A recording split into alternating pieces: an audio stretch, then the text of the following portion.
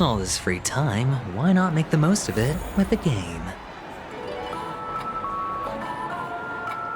Feeling lucky. Feeling lucky.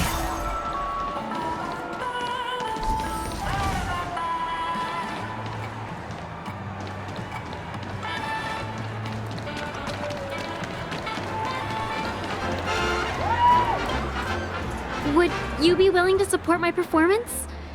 And keep the Song of Beauty alive in the cosmos? Wow, how fabulous! But why would you give such a wonderful gift to a random stranger like me?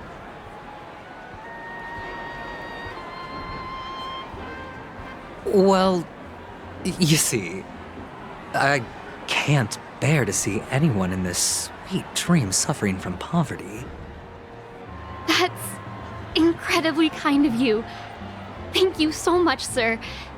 If you ever get the chance, please, feel free to come by and indulge in my singing. Sure thing. Oh, by the way, do you happen to know anything interesting about death? Death? That's a pretty scary topic, and it doesn't really match the mood of this sweet dream. Well, you see, I'm a tabloid reporter collecting ghost stories in Penacony. As you know, the more chilling the stories, the more attention they get. Maybe you could help me out. Well, if you're up for some gossip, it's not about death, but there have been some rumors about a guest at the reality hotel who fell into a deep sleep and didn't wake up. It was like they were in some sort of coma. Nobody knows what caused it, but luckily the customer eventually regained consciousness. Well, all customers are under the protection of the family, after all. Thank you. This will make for a very juicy headline. May Shibe protect us. Unexplained coma. That's actually what happens to your body if your brain dies in a dream. But unfortunately, the customer ended up waking up in the end.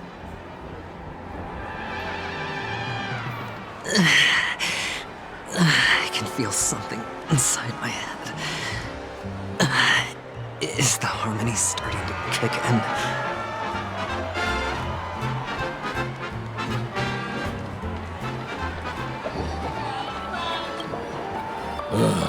The world has truly lost its way.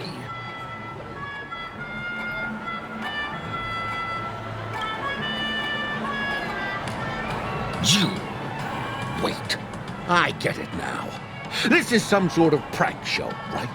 You must have some cameras set up around here to film yourself doing good deeds, right?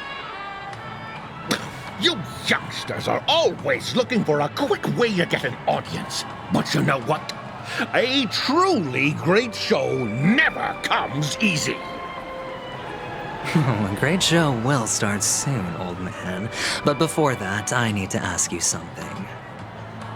Do you know where I can find death in this dream? Ah, I see. Another fearless youngster looking for death, huh?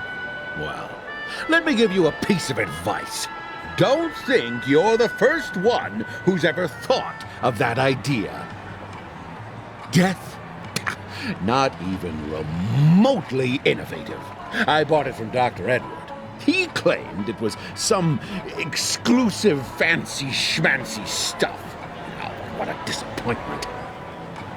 The effects were awful.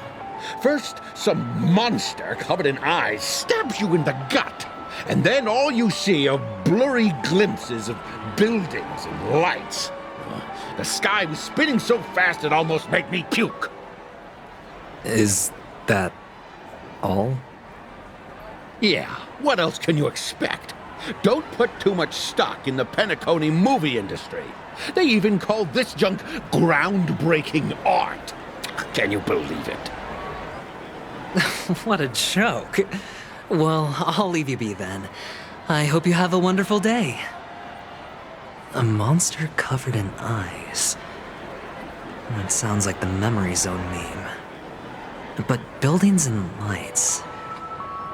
I don't think those have anything to do with death. Well, that whole dream bubble was probably created using rumors and gossip.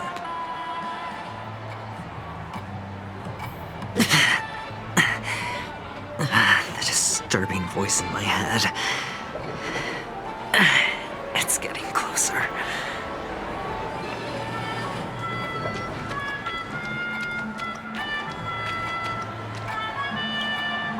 A sip of liquor, a blissful reprieve, to drown 1,000 sorrows, let worries leave. I know I have what it takes to become a poet. Oh? You're giving these gems to me? Didn't expect to meet such a generous soul in this place. Or are you just pitying me? Well, it really doesn't matter. As long as I have Soul Glad, that's enough. This is just a dream after all. You really shouldn't drink so much Soul Glad, my friend. It's not good for your health. Oh. Maybe I really should quit. But not before meeting the Devil of Soul Glad. The Devil of Soul Glad? Care to elaborate? Yeah. It's a seahorse with a long neck. They say it loves to appear to drunk people, especially the ones who are passed out on the side of the road. How funny. Yeah. Very funny indeed. Thank you.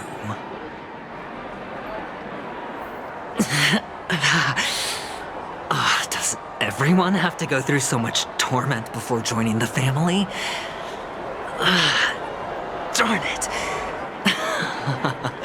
Now I just want to dig out my brain and use it as evidence.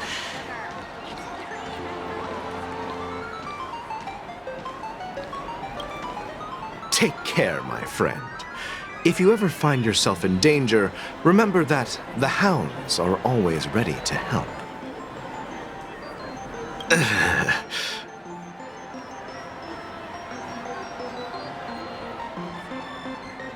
You don't look good, my friend. If you need assistance, I can contact the hotel and have them wake you up forcefully. That won't be necessary. I have some business to attend to. But thank you all the same. All right, then. If you ever need help, don't hesitate to reach out to us hounds. Well, actually, I do need a favor. As the most outstanding hound in Penacony, have you come across any stowaways recently? Stowaways? How could there be stowaways in Penacony? We've never had anything like that before. All right. Good luck with your work, then. Ugh, what was I even thinking? Family would never share intel with the IPC.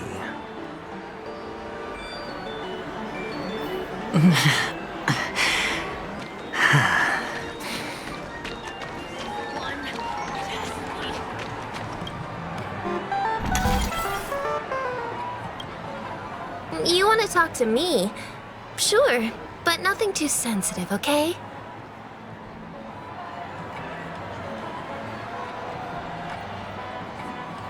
Huh.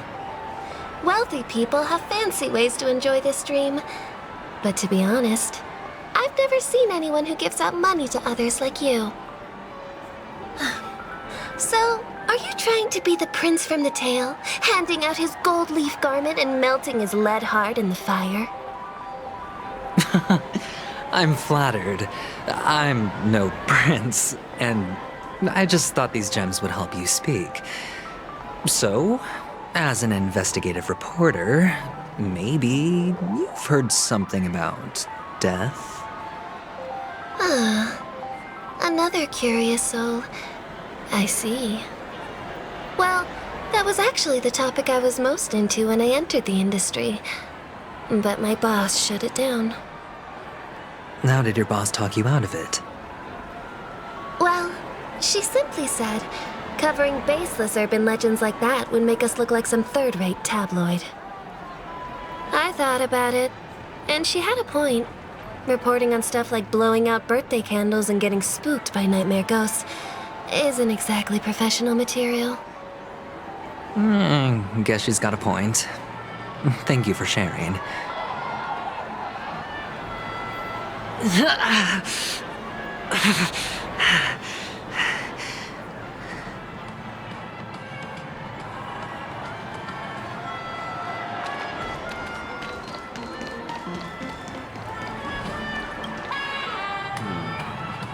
Were you wanting to talk to me? Sorry, I thought you were checking out something behind me. Is this a gift? For me? Are you sure this isn't some kind of mistake? Yes, it's for you. Just take it. Is this for real? Someone is actually giving me a gift. Not for my parents, but for me. Thank you. Thank you so much. Oh, it's not much. I just want to ask you something. I knew it. What's on your mind? Are you trying to ask about my father or my mother? Neither. I just wanted to know if you've ever heard about death in the dreamscape. Oh, you sound just like my father. Always warning me about danger, even in dreams. He's an Intellitron, so his dream entry methods are different from us organics. Can't count on him to protect me if something does go haywire. Funny, right now I'm still under his protection. How ironic. Hey, stay positive. Gold will always shine one day, right? The Devil of Soulglad, Dangers in the Dream, and Nightmare Ghosts. Well, surely death is a popular topic in this sweet dream granted by the family. Well, I've collected a bunch of rumors, but no useful clues. The gems in my bag are running low. Well, let's see if my last lucky interviewee brings some surprises. Please.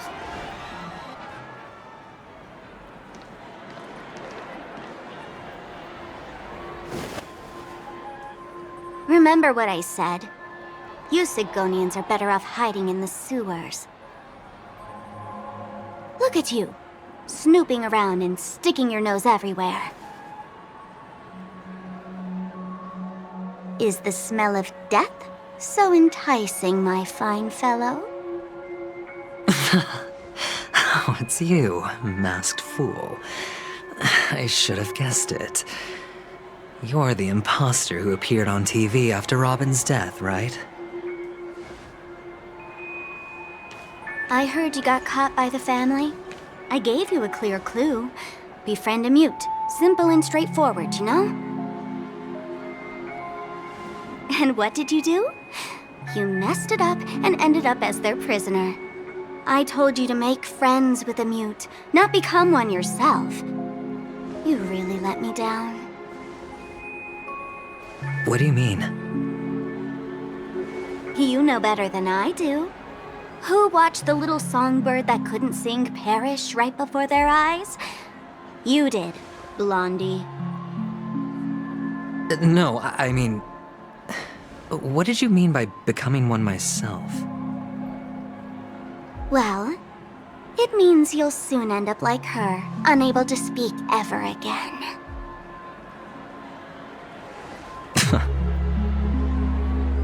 But it's a good thing if you ask me, because...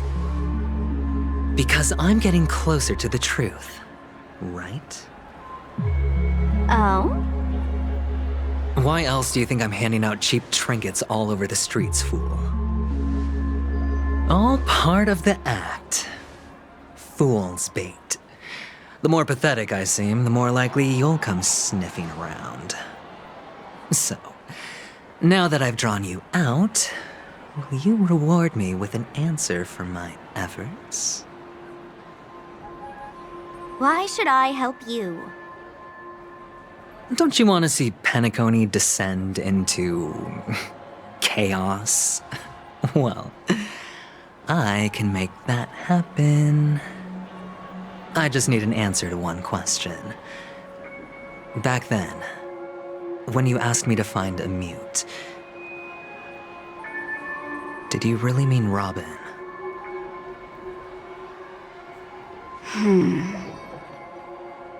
And what if I say no? Then I'll thank you. Oh, the word no has never sounded so pleasing. Well done. I admit I underestimated you, but what difference would it make? Let me tell you something. There were 2 mutes, but one is dead now, and the other, though he's still in Penacony, I'm afraid you'll never find him again.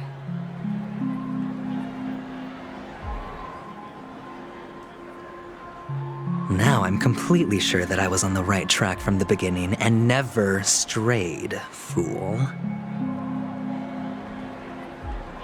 Right now, there are only 2 things missing from my grasp: the meaning behind the truth and the means to expose it. How impressive. That's quite a fancy way of saying I haven't learned anything so far. Not exactly. I've gathered enough clues to prove its existence, and that's enough for me. As for the answers to my questions, I'll find them within 16 system hours. Oh, really? Only 16 system hours? Well, let me lend you a hand. Here you go.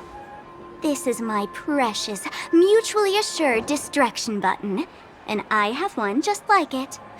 When either of us presses it, the other and the whole of Penacony will go up in smoke. If you're really so desperate for the IPC to take over Penacony, blowing up the chessboard isn't a bad idea. Start from scratch. That's where the IPC excels, right?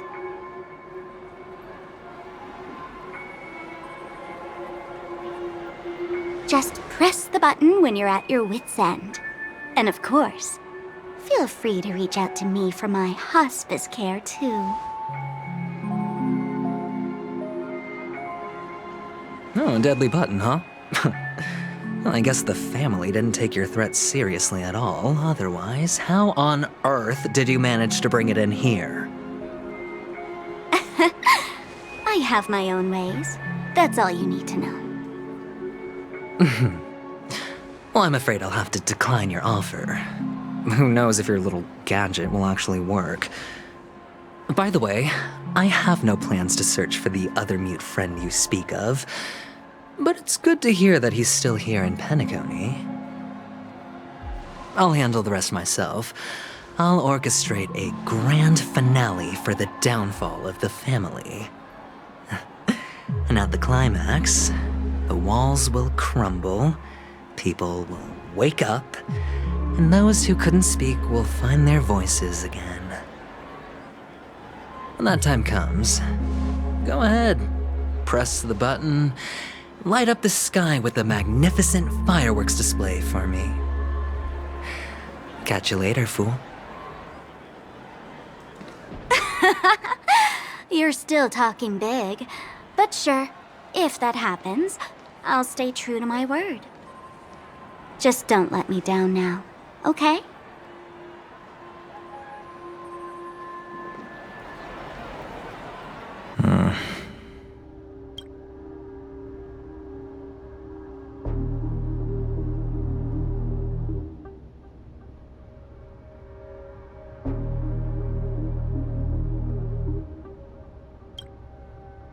So, number 35.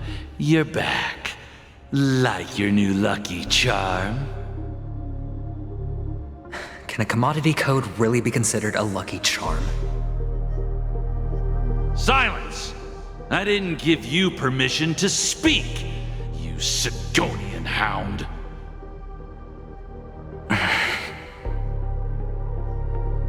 The guys in black didn't say much, so I've no idea what you did to save your skin in that massacre back in the day.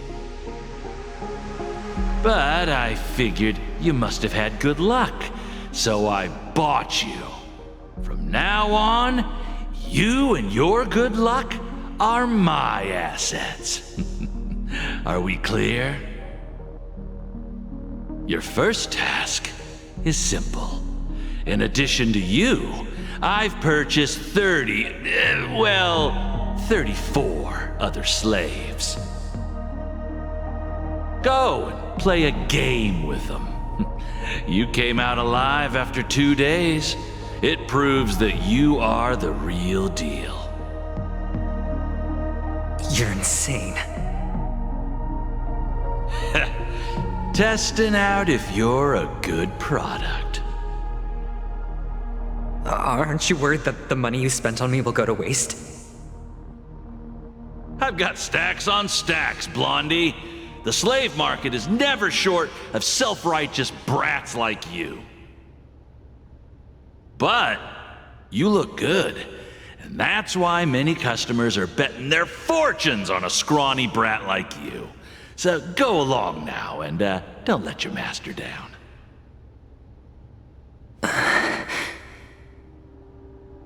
How much did you spend? What? My price. How much did you pay for me? Huh. You really want to know? Well, it was 60 tanba. No more, no less. I'll take my chances. 30 tanba. If I come back alive, you'll give me 30 tanba. Deal? Are you trying to strike a bet with me? Oh, you've got some guts. Yeah, sorry, but that won't do. Don't forget your place, slave. You're not qualified to be at the table. You're just a chip, a life thrown away in someone else's hands. Either you come back with more chips for your master, or you never come back. It's all or nothing. Don't embarrass me, my lucky hound.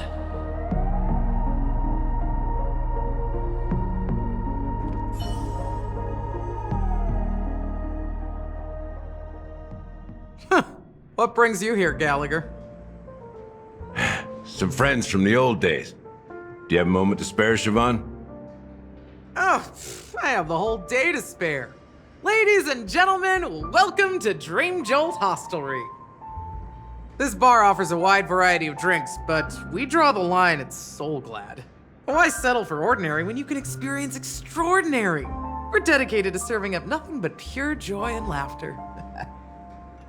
What would you like to drink? I'll whip it up for you. Oh, look! A lady as cool as Serval!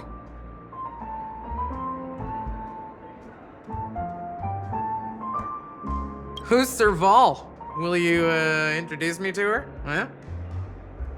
Oops. She's heard us. Just spare them, my esteemed bartender. I'll take over the bar today. I'm getting up there in age, and I need some practice before I forget the skills that used to put food on my table. Where did you stash the ingredients? They're all under the counter. Since our guests have traveled from afar, shouldn't you whip up some special drinks? That's exactly what I had in mind. Hey, my friends, do me a favor. Go around the bar and bring me any ingredients you fancy. The discussion might take quite some time, so I'll prepare some customized, non-alcoholic drinks for you. In the bar? ingredients right there on the counter? Why, we're in a dream, my lovely lady. You can help yourself to anything if you wish for it. Comfort, hunger, confusion, or even boredom. It's all within reach, right at your fingertips. Oh, did you hear that? She just called me my lovely lady. Even in reality, mixing drinks is more than just throwing ingredients together. A bartender needs to capture the bar's atmosphere, master technique, and spin a tale of mystery and anticipation. Only then can a perfect drink crafted with a customer's life story be created. In other words, what you get from your drink is down to luck, so don't overthink it. Indecisiveness has no place when it comes to enjoyment.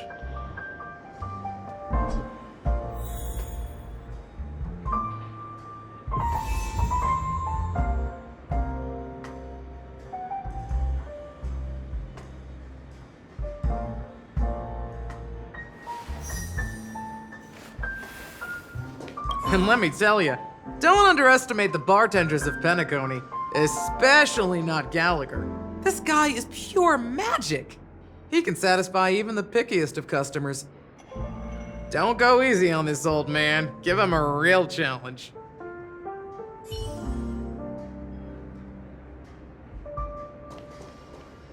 That being said, mixing a drink is way simpler than you'd imagine. Just pick your favorite ingredients, toss them in a glass, mix it up, and it's done. So go ahead, explore the bar, and bring me any ingredients you prefer.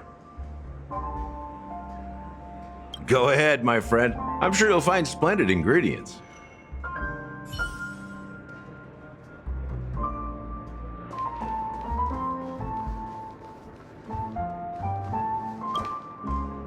Check out this bottle.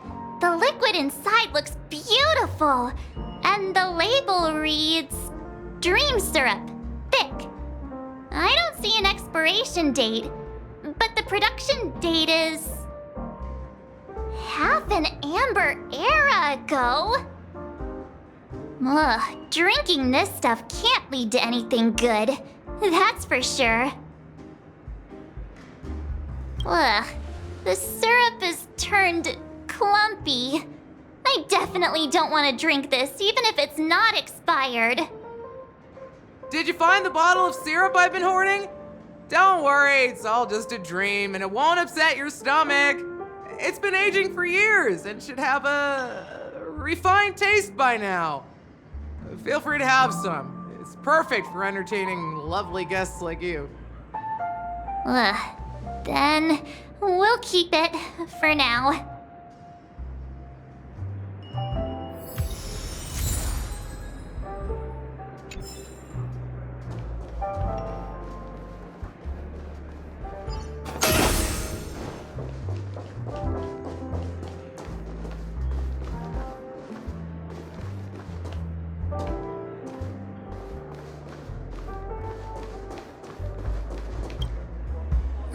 Can this be used for mixing drinks? Oh, and there's a note underneath. Exchange with your precious things. Oh, what should we exchange for it? And who should we give our stuff to?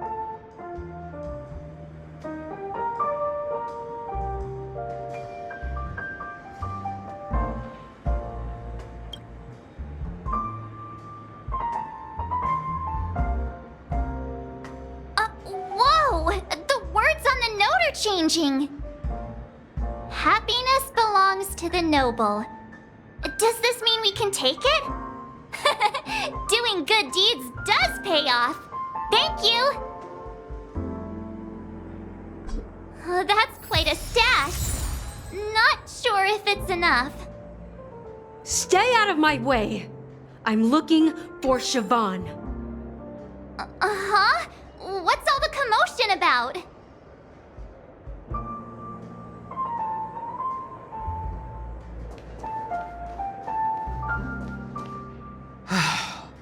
Haven't I made myself clear enough, Miss Amiki? The Dream Jolt Hostelry only welcomes guests who want to enjoy a drink to their heart's content. I'm sorry, but I'm not interested in your proposal. But you have the talent. You'll attract a huge audience. You're destined for the Iris' stage, not for this rundown shack. Come with me. We'll become the talk of Penacony, shining light into every corner of the dreamscape. Please, Siobhan, I really need you. As you see, I'm entertaining my guests. Don't make me repeat myself. Fine. If you don't come along, I'll just sit here and not go anywhere else. Give me a sparkling drink. Sweet. With extra ice. Just one moment. What's her deal? We can't discuss the case with other people hanging around the bar. Hey, can you do that clockwork trick of yours again? Time is running out. We need to hurry. Yeah, I'm counting on you.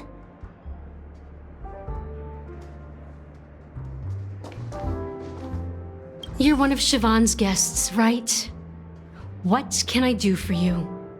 If you're here to convince me to leave, please stop it. I'll never leave until she accepts my proposal.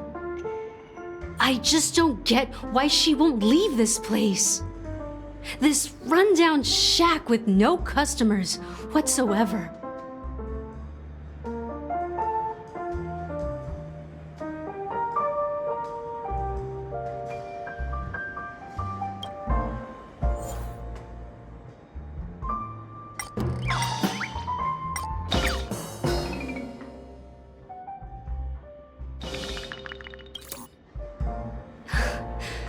It's ridiculous, right? Our paths were never meant to cross, yet I'm still holding on to her. I'm too timid and shy, longing to shine but afraid of stepping into the spotlight. I need her guidance because I'll never be able to do anything alone.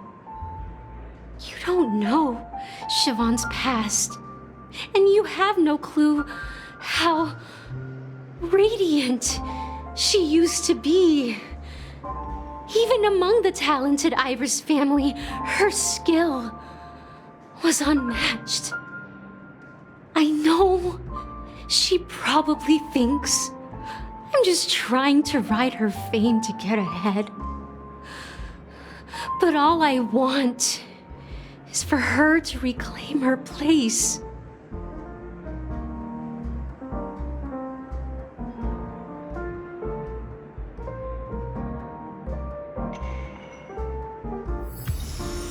She's still not leaving.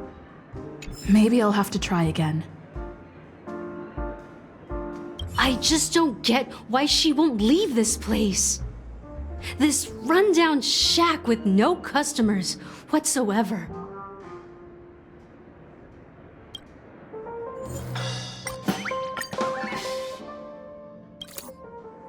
I've seen it.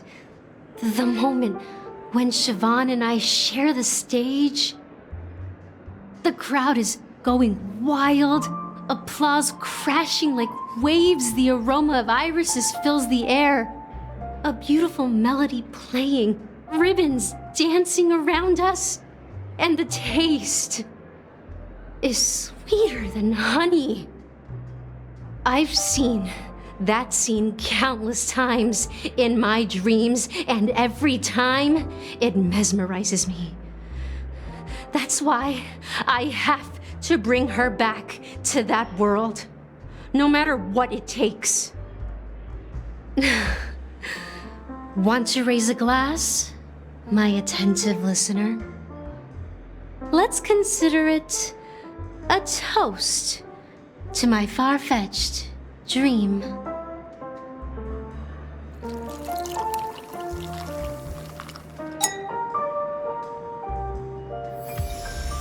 She's still not leaving. Maybe I'll have to try again. I just don't get why she won't leave this place. This rundown shack with no customers whatsoever.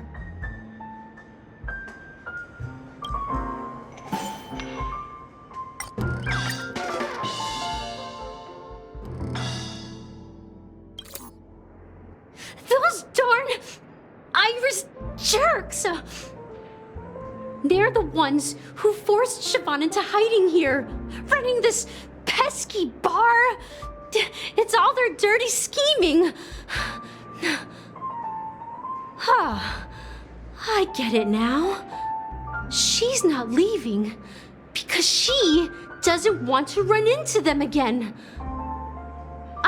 I can help clear the way for her. I can do her a favor. I'll go back and write a letter to the Dream Master exposing the crimes committed by the Iris family. Siobhan will definitely appreciate it. Well, talking to you has got me feeling a bit down. My thoughts are swirling, making my mind clear, and bringing tears to my eyes. Maybe I should find a place to reflect on what Siobhan truly means to me. Here's the payment for the drinks. Please, pass it on to her. I'm leaving now. Amaki has left? That's good for her. Radiant dreams may be enticing, but they're nothing more than dreams. Her drink is on the house. Please keep the money. When you're ready, go to Gallagher. I can tell he's itching to show off his skills.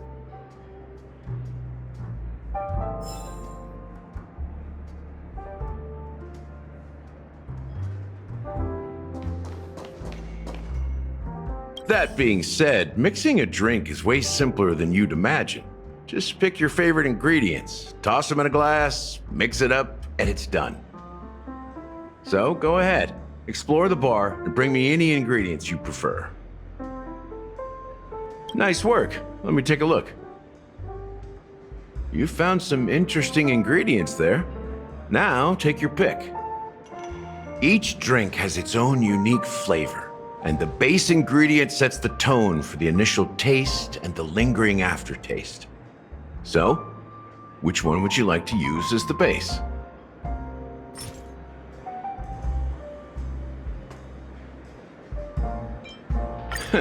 You won't find a sweeter drink anywhere in Penacony. And that's what today's dream seekers crave. Now that you've chosen the base, it's time to pick the adjunct. The ingredient that'll create a marvelous chemical reaction with the base. It should give an unforgettable taste without overpowering the main tone. So, what's your choice for the adjunct?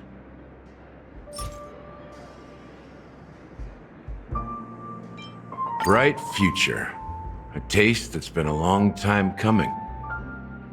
I'll never forget the flavor that danced on my tongue as Mikhail whisked me through the dreamscape wilderness.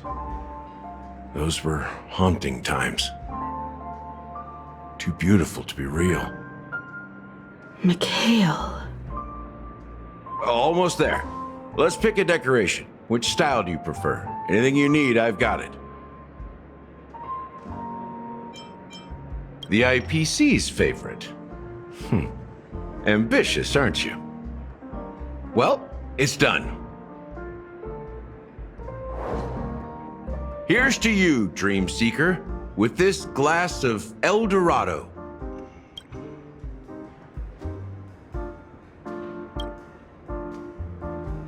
To golden dreams.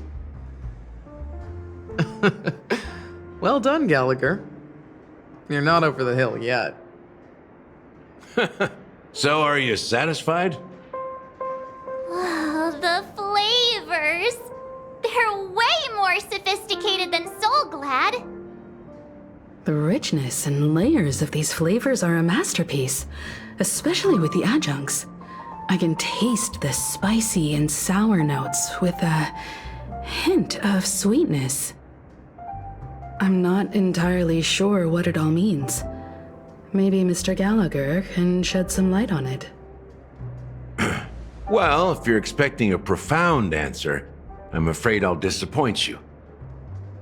The imagery it implies is pretty straightforward. It's just a glimpse of what this dream truly tastes like. Nothing more. Does this true taste have anything to do with that Mikhail?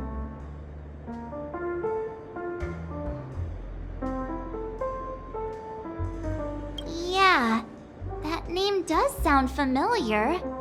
When you got knocked out by that masked fool girl, I think I heard someone calling that name. Do you remember?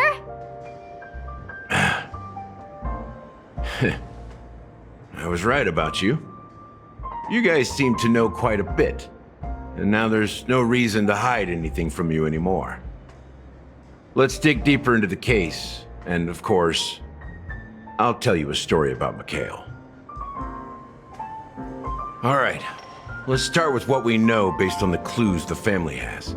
It seems that Firefly isn't a local or an invited guest. In other words, she's a stowaway. She managed to fool me at first. My age must be getting the best of me. But here on the planet of festivities, stowaways are a common sight. You're bound to run into one sooner or later. After the incident, the hounds wasted no time searching for that girl in both the dreamscape and reality. But here's the thing. We only received bad news, and the trickiest kind at that. She simply vanished, leaving no trace in the dreamscape or reality, as if she had never come to Penacony at all. Huh? Does that mean...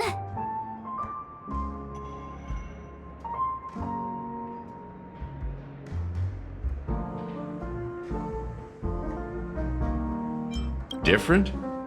Are you suggesting that girl wasn't actually killed? Come on, aren't you a witness in this case? Let me be frank. This case, actually, is unlike anything the Bloodhound family has dealt with before. Dealt with before? So, death does happen in Penacony, if I understand correctly. You've witnessed it, so there's no need to hide. Even the shiniest city has its dark side. We're all adults here. Surely I don't need to explain too much to you. Confronting the family based on that alone would be naive. Death may occur in sweet dreams. So what? Such events are highly unlikely and only affect a tiny number of people. If you really want to delve deeper into this case, you need to understand the true problem with the family. I guess it's time to tell the story of that Mikhail. You're very perceptive. The Astral Express has received that music box too, right? Do you know the secrets it holds? There's a message. Witness the impossible in the realm of dreams. Find the legacy of the Watchmaker, father of Penacony, and thus the answer to the question, why does life slumber?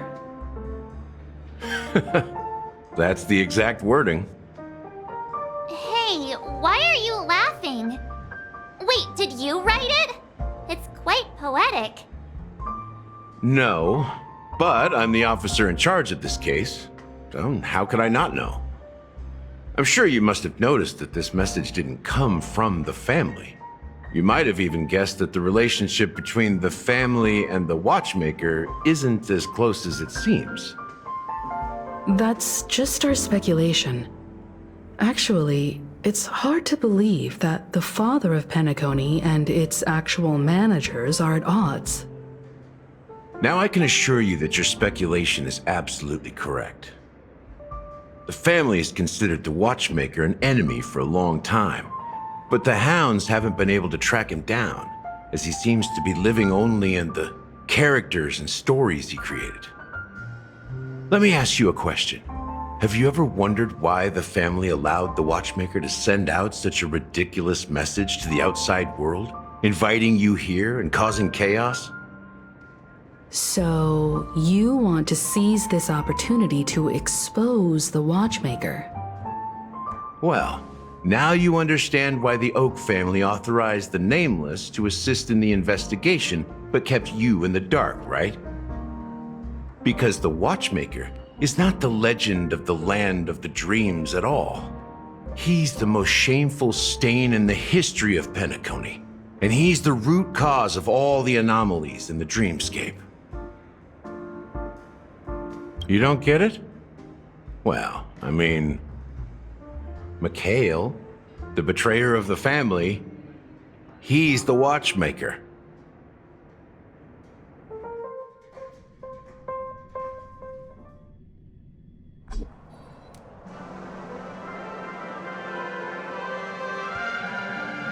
Here we are, Clock Studios theme park, the most popular entertainment center in Penacony. Wait, aren't we supposed to be discussing the Watchmaker? I would have expected you to take us to, maybe, a library, or an archive room of sorts. But an amusement park? The culture of a city reflects its history in the most authentic way. To you, it's a fun place. But to me, it's a prison for the planet's past. You know that Penacony used to be the IPC's prison planet, right? All the prisoners were brought here, helping the Garden of Recollection salvage the leaking memoria from the macrovoid. The prolonged exposure to high concentrations of memoria caused a unique phenomenon. The dreams of countless prisoners intersected and overlapped, and people started meeting each other in their dreams, living lives that were almost identical to reality. But everything has a price, and sweet dreams are no exception. In the end, the dream world was unable to alleviate the suffering of prisoners in reality. One of the prisoners broke free from the IPC's shackles and fought for freedom. He is Hanu, the great leader of Dreamville, the great peacemaker, and the faithful companion of the underdogs.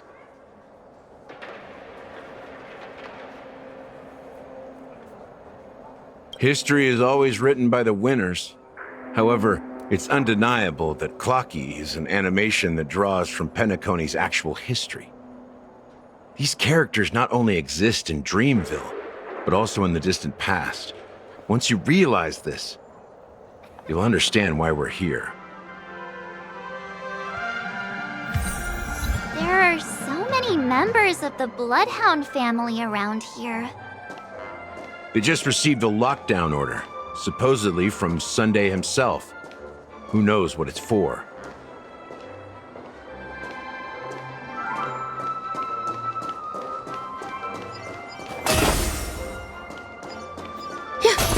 What's going on? Why can't anyone go in?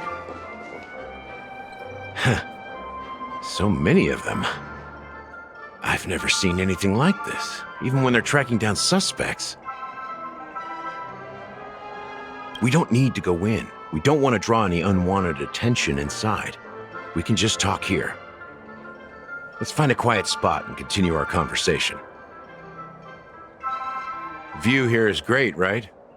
We can see everything from here, including Clocky. If all the characters in the animation are based on characters in reality, then Clocky's counterpart is definitely the Watchmaker. In the animation, he's Hanu's partner and one of the founders of Dreamville. Does that mean the Watchmaker was personally involved in that war and sided with Asdana? It was a monumental war for freedom. Hanunu fought alongside a motley crew of masked fools, nameless, history fictionologists, mourning actors, omen vanguards, even visitors from beyond the sky. In the end, they emerged victorious. Among them was the person who would eventually be known as the Watchmaker. But if you do the math, doesn't that mean the Watchmaker was around for several centuries? I'm not sure, but Mikhail was already the watchmaker when I met him. So maybe he inherited the title. How old are you now, Mr. Officer? I'm 13. No way. Not even close. Anunu freed the frontier prison, but peace still eluded him. With limited resources, threats from the outside world, and internal conflicts between major prison districts, the future of Ozdana was uncertain. It wasn't until the Watchmaker approached the family with the idea of turning the prison into the planet of festivities that Penacony finally gained its name and glory. Thus, he became known as the Father of Penacony. But didn't you say the Watchmaker betrayed the family? And you said you were his companion, so that means you... No. I'm not his companion, but rather one of his many children. But I am indeed a traitor. Not to the family, but to Mikhail. What did you do? I did nothing. And that's the worst betrayal of all. Just like you, I had close companions. We dedicated ourselves to Penacony. But the Oak family, they set us up. Mikhail was too old to protect his children anymore. So we left the family to find our own path. We were branded traitors of the Harmony, even though the true traitors were someone else. While they continue to praise the Watchmaker's name in the world, behind closed doors, they condemn him on a pillar of shame. Nevertheless, we wanted to clear his name. We intended to find the real traitor, the one responsible for all this, and restore harmony to Penacony. But we failed. Too much time had passed, and the land of the dreams had become deeply corrupted. After countless fruitless pursuits, I gave up. Like a lost dog. The family accepted me and made me an officer, supposedly as a form of forgiveness. But it was actually a punishment. Since then, I've been completely cut off from my partners and my past. As for Mikhail, I heard he died in obscurity, in a place where no one could find him. That's when I realized that the Penacony I once knew would never return. We're truly sorry for what happened. But this is not the end of the story, right? Apparently, someone has inherited the title of the Watchmaker and has been secretly working against the family all this time.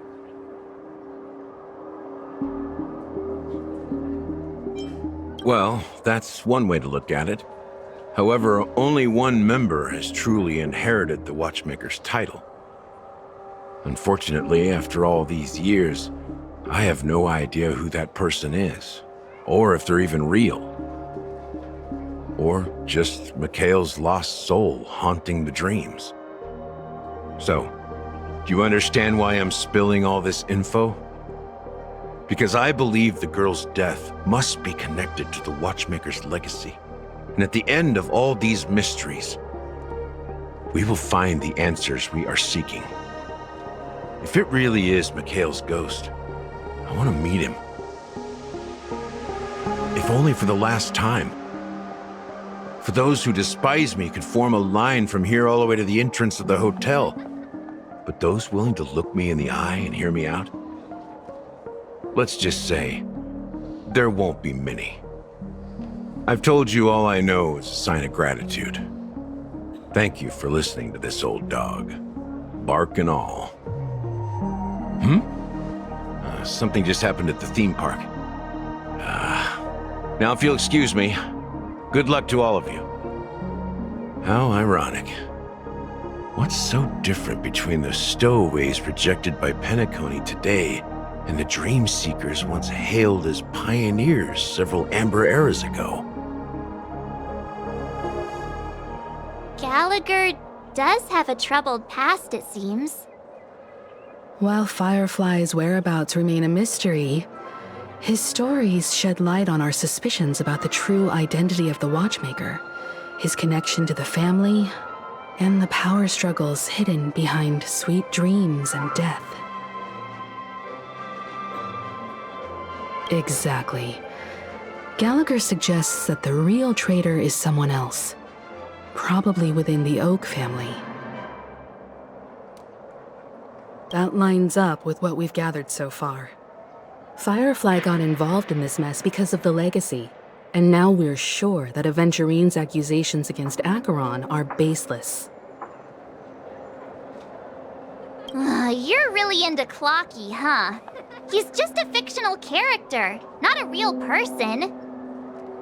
Speaking of which, that Clocky who only reveals himself to you is quite intriguing.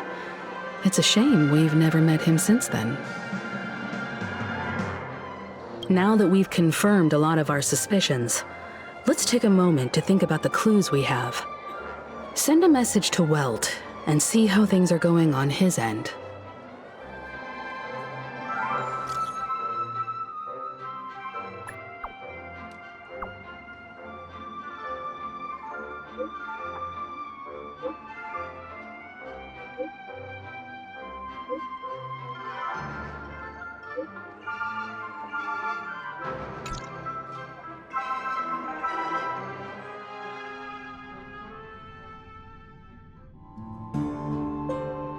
Are your companions worried about you? They're just checking up on me. Let's get in and get out. Seems they've made some progress. Looks like we're about to enter the depths of Dewlight Pavilion. It's been a smooth ride. Almost too smooth for a heavily guarded mansion. Let's see if there's anyone waiting to greet us.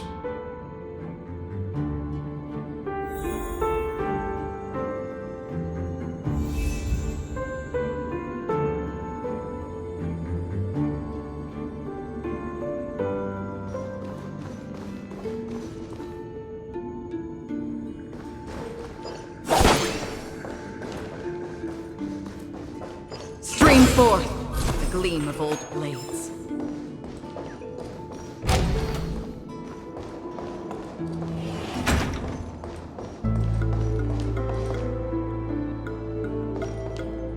Something feels off. A grand mansion like this and not a butler or servant in sight. Could it be due to the disruption caused by the emergency? Well, this door is open. Looks like we'll have to investigate ourselves. Let's proceed with caution. Just one moment.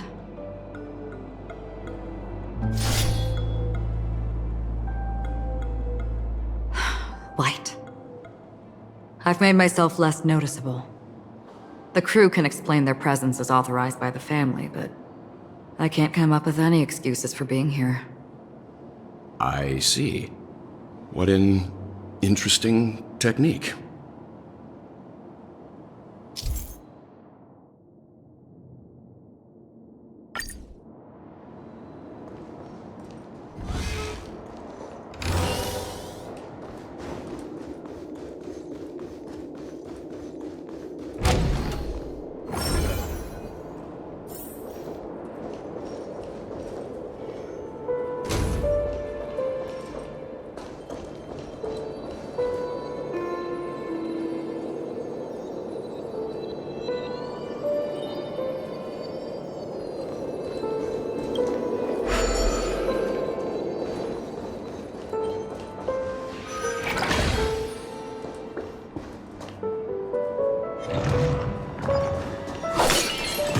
Storm's on the horizon.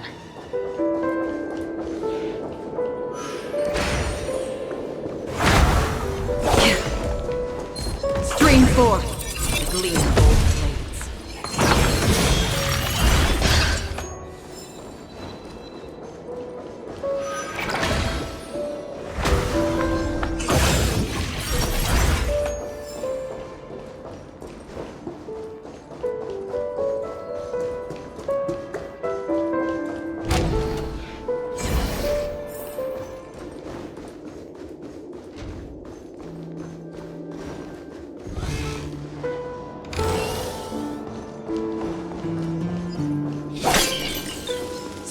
forth!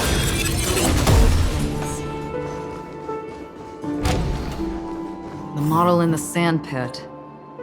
It's the golden hour, isn't it? Maybe the heads of the family used in the footprints here are different from the rest. There are 2 sets of them. Looks like outsiders might have passed through here not long ago.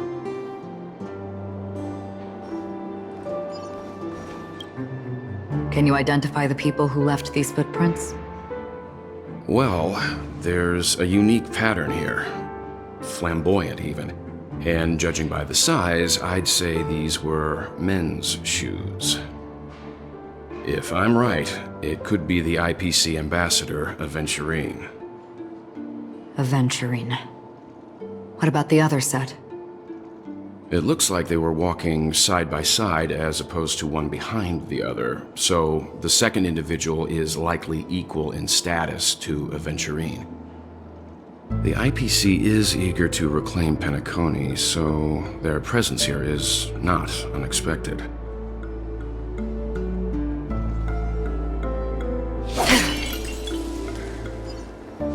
Stream forth!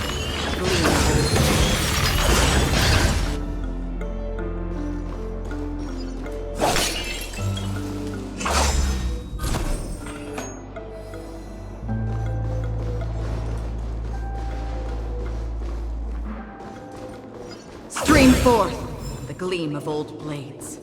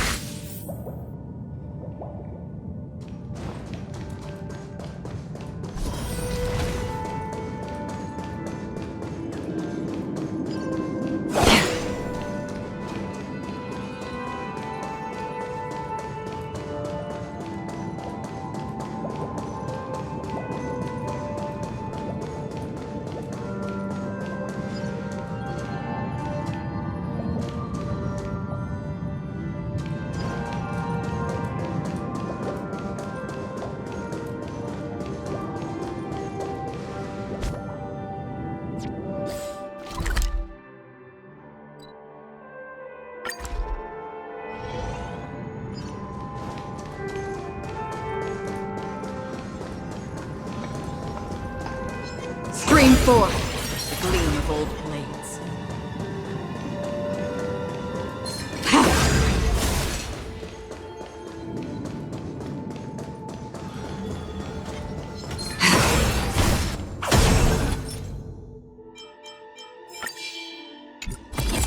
Stream forth! The gleam of old blades.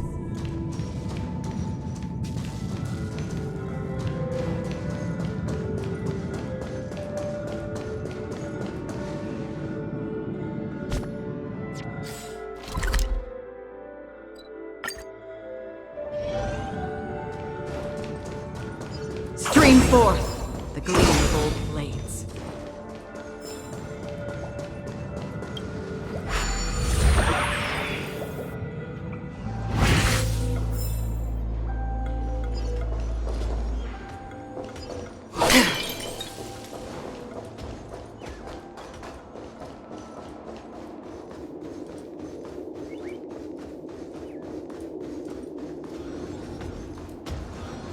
Stream forth!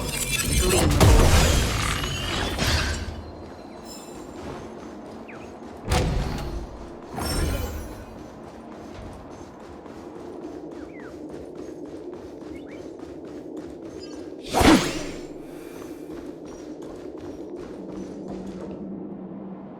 While there aren't any people in this mansion, they've set up quite a few mimetic guards to patrol this place. From the still waters of oblivion.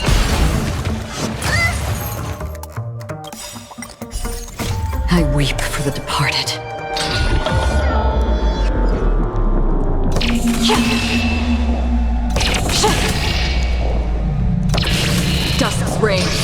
It too shall fall.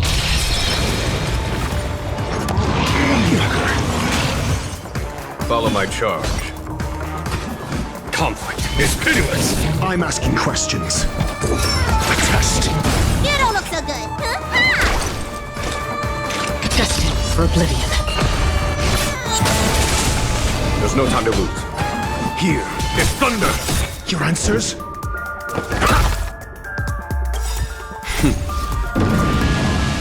Show no mercy.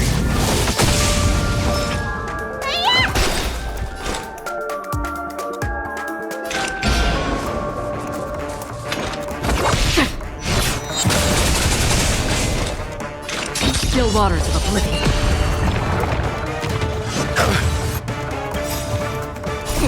Top what's in your prescription? Not bad. 5 points. Conflict is pitiless. Free will, or was it fate? Existence as fleeting as the dawn's dew, destined for oblivion. How familiar. Here is thunder. Look, it dropped something. A note. Looks like instructions from the butler for the other servants. Seems like the mansion's entire workforce were assigned other tasks before Robin's death. It must have been a big project to require that much manpower. The Charmony Festival, perhaps. But no matter what their main priorities are, there should always be someone left at the mansion, right? So you're saying someone deliberately cleared the place out? Yeah, but I don't know why.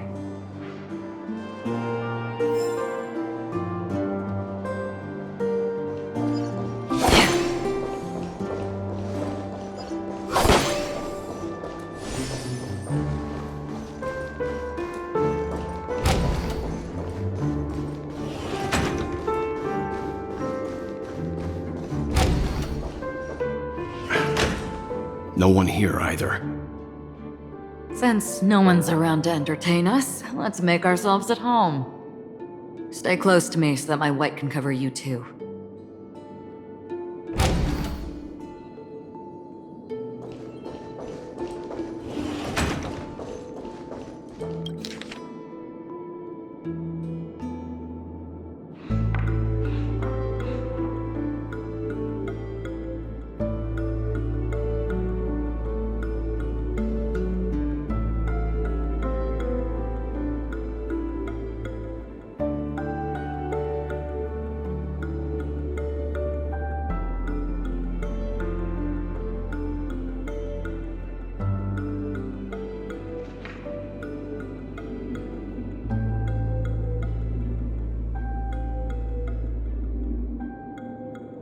The information about Robin, Firefly, and the other victims. I don't see any commonalities among them. Looks like the rumors were right. Death does seem to be targeting random victims. And based on Sunday's notes, he's no stranger to death. He's just surprised that it has resurfaced.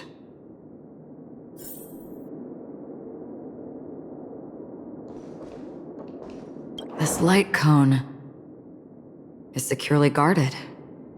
It must hold some important memories.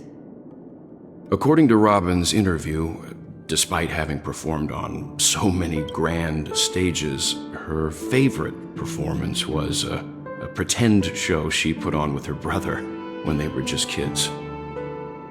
I wonder how their relationship is now. Growing up brings gains, but also losses. Yeah, time is a way of smoothing things out. The beautiful dreams of youth will eventually fade away.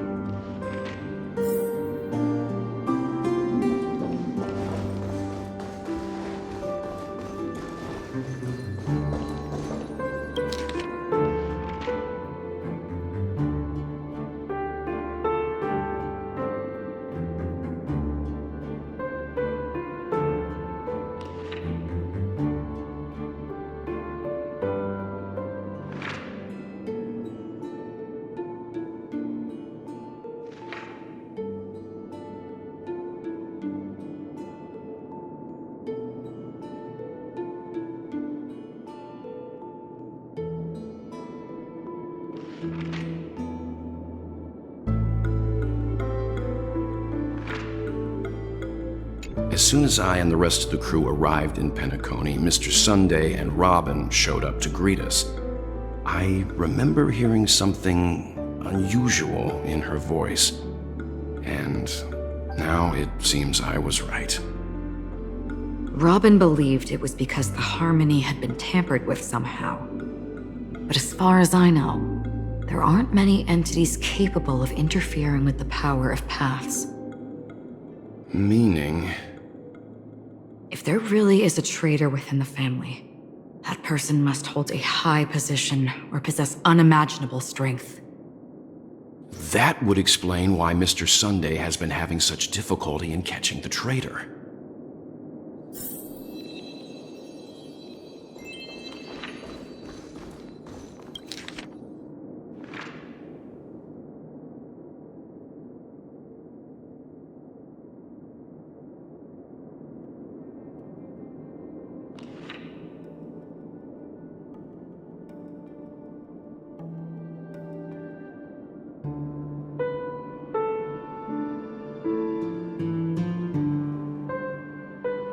It seems neither the Dream Master of Penacony nor this old Odie is happy with Sunday's recent performance.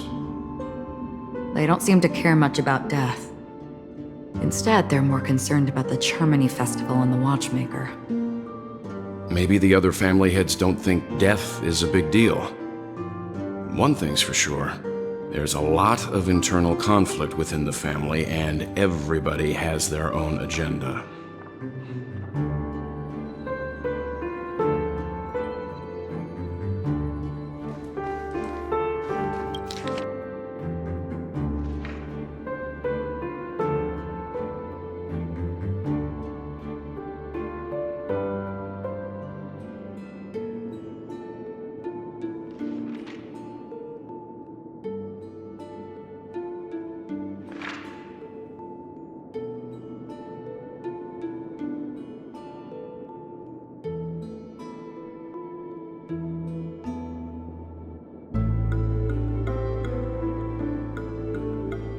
Mr. Sunday has done some serious research on his suspects. This traitor must have been causing trouble for the family for a long time. They all seem to be insiders, but I haven't met any of them. Huh? Wait, these characteristics. What is it? No, nothing. Maybe I'm just overthinking things. However, if this traitor really exists, could they be responsible for Firefly and Robin's deaths? Perhaps that's why Sunday is taking this matter so seriously. That's all for now. Nothing more noteworthy. Before coming here, I had all sorts of scenarios in my head about dealing with the family. I did not expect an empty mansion. Watch out. Someone's approaching. I don't think trespassing on forbidden areas is the way to be a guest, Mr. Yang. And... Acheron? The Galaxy Ranger? Our apologies, Mr. Sunday. Nobody came to greet us, so we entered without permission. I hope you can forgive us. But even if there's no one to greet you, you should wait for the host. Don't you agree? Even without the famous Galaxy Ranger. As far as I know, the crew has officially accepted the family's commission, so coming here will be unnecessary for you. On the contrary, that's exactly why we're here, to ask you about the case and gather more information. We don't want any loose ends. Well, since you've come with goodwill, I have no reason to show you the door. Rest assured, he hasn't figured out that we went through those documents. While the truth remains a mystery, I'm getting close to it. I assure you that the traitor will soon pay the price. Let's hope justice will prevail soon. I have a question for you, if you don't mind. How did the family come to the conclusion that the murderer was within the family? With all due respect, it's in the IPC's interest to wreak havoc before the Charmony Festival, and the family has every reason to suspect the IPC's involvement. Well, other family heads share the same suspicions as you, but in my opinion, the true murderer would never have drawn as much attention as that ambassador did. Not to mention, I personally shackled him a while ago. However, I'll give you a suggestion regarding your suspicions, Mr. Yang. You should be more cautious of Aventurine. While the wicked can't break through high walls, they can plunge their evil dagger into the heart of the righteous. He's a businessman, not some philanthropist. But right now, he's out there handing out his wealth on the streets. And he went to the Clock Studios theme park all by himself. Who knows what kind of scheme he's cooking up? While the family is dedicated to keeping our guests safe, it might be wise for you to stay alert. You never know what unexpected troubles could arise.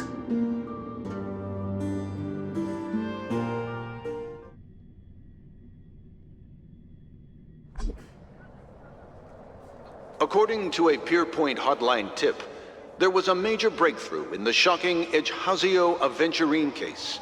The suspect has been arrested.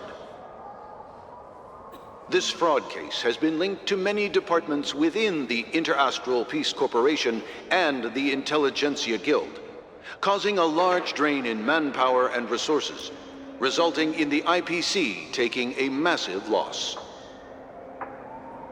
The case's main suspect originates from Sigonia 4 and is one of the survivors of the second Kataka-Avgin extinction event, who does not carry an interstellar refugee travel permit. As per Strategic Investment Department Head Diamond's sentiments, the IPC has appropriately relocated the suspect in the spirit of the Charter and will continue to conduct further investigations as to the motive of the suspect. What pretty eyes. Tell me, do they shine in the dark? Well, if they did, I'd sell them in a heartbeat.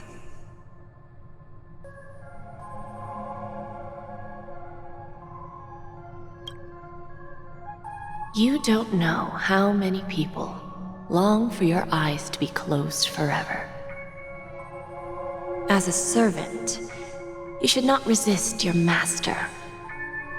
Yet, you went and killed that man anyway. No lawyer has the audacity to defend you. Perhaps you ought to represent yourself. Not difficult, but definitely pointless. You're pretty confident on your eloquence. Did you also think that when you lied to the Intelligentsia Guild? Ask and you shall receive. You wanted the perfect construction material. All I did was offer a possibility. It was just a small wager. If your luck holds out, the IPC will dig something up from the golden sands of Ejhazio. Maybe even the Sand King's remains. Pity your luck has run out. I'll admit that. What I'm more curious about, though, is why such a grand scheme failed to benefit anyone in the end, including the perpetrator himself. Madam, I already have what I want. To be brought before you for the next high-stakes gamble. Then let's talk about the second gamble. Tell me, what are you prepared to wager this time? My life. I bet you won't send me to the gallows. What do you want, then? I want your Lenore to meet with me. I have something to say. And then what? I want cash. It can't be that simple, can it? It is that simple. 30 tanbas. The remainder of my market value. 30 tanbas. No more, no less. With this money, I'll climb to even greater heights than you. Grasp even more riches than you. I wager you won't give me this chance. Which is why you should call him here. Interesting. A pity Diamond won't see you. No one gets to see him. From here on out, I am Diamond's representative, and I will decide on his behalf. You're wrong. 30 tanbas. I'll give you that. And much more than that.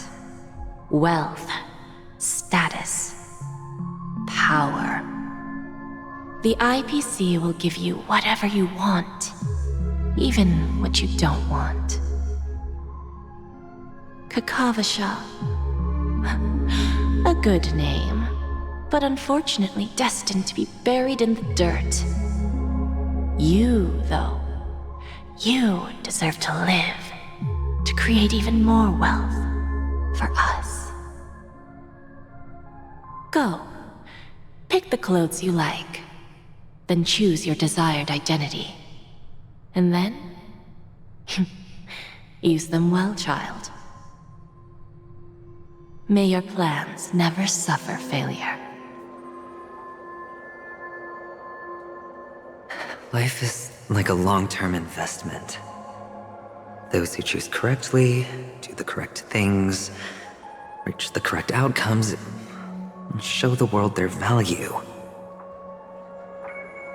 People can't always make the right choices in their lives. But luck has always been on my side.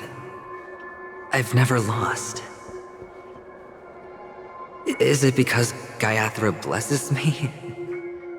Well, if that's the case, she must also be looking upon me right now. My success is inevitable.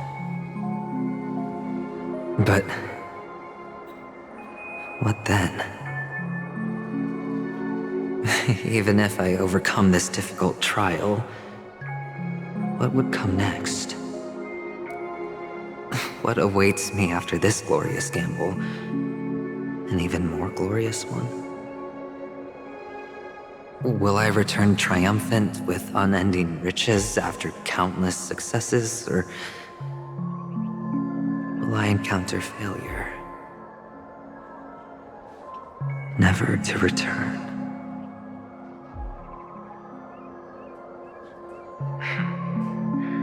I'm pretty sure you already have some ideas. Lowly gambler.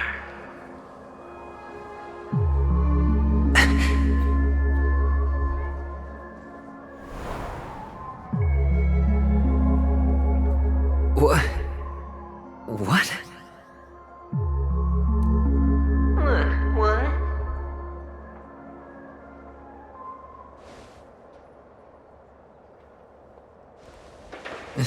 Am I dreaming, or have I gone completely insane?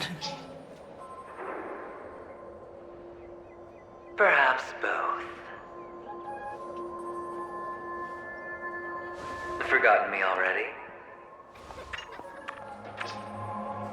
When you were strapped to that electric chair by a mannequin warlords, who was it that gave you the idea? Fine. I may be crazy, but I'm not stupid. Get out of my head, newborn of the Harmony.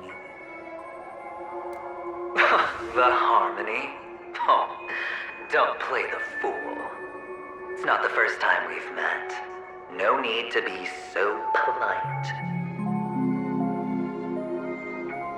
I'm you, and perhaps even more aware of yourself than you.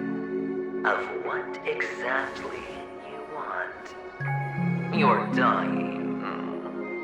And you still want to drag a bunch of unfortunate fools with you through death's door. That's why you're here, isn't it? A grand unveiling. You really think you can pull it off? Why not? Well, you may have fooled everyone, but you can't fool yourself. I can show you. Before you're entirely gone, I'll be with you for the last stretch of your road. Let's have a heart-to-heart while we walk.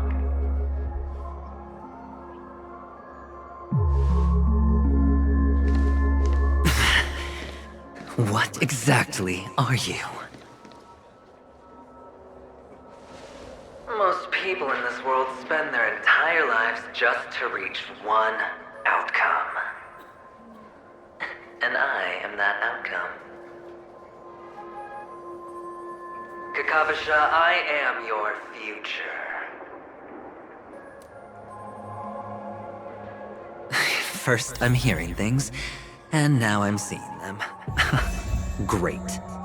Am I going to be elevated into the Harmony's Emanator next?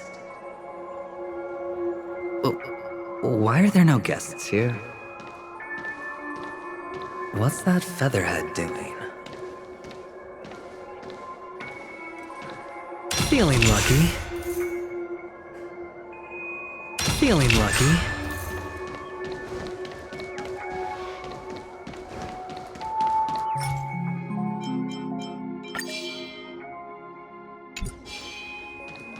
Feeling lucky. Feeling lucky.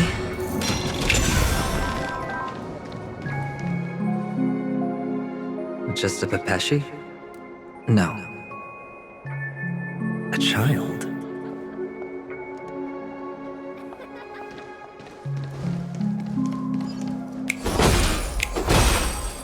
I thought minors weren't allowed in Golden Hour.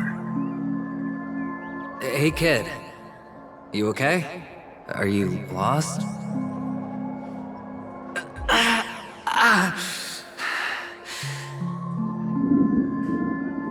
What's wrong, mister? You don't look well.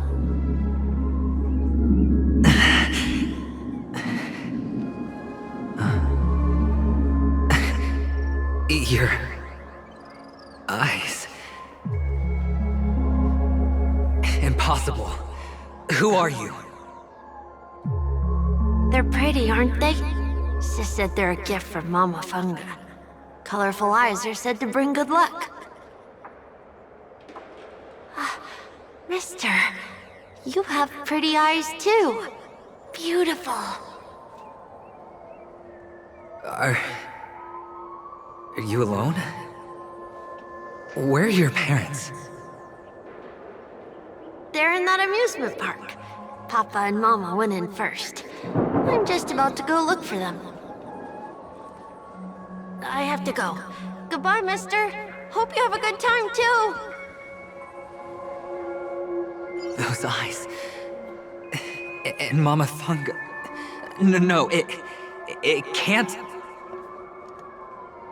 There aren't any Avgens left.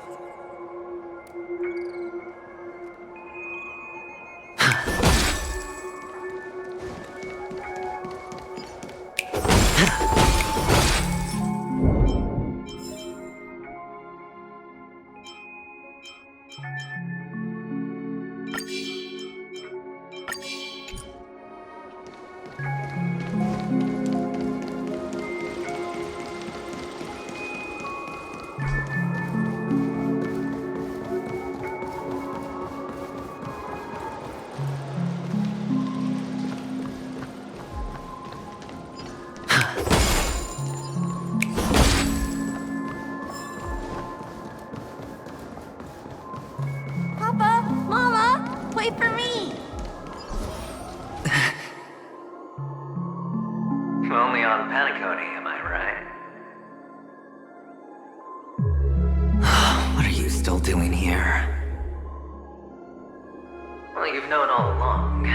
The family truly showed leniency to everyone who came seeking help, why would there be a need for such high walls and deep moats?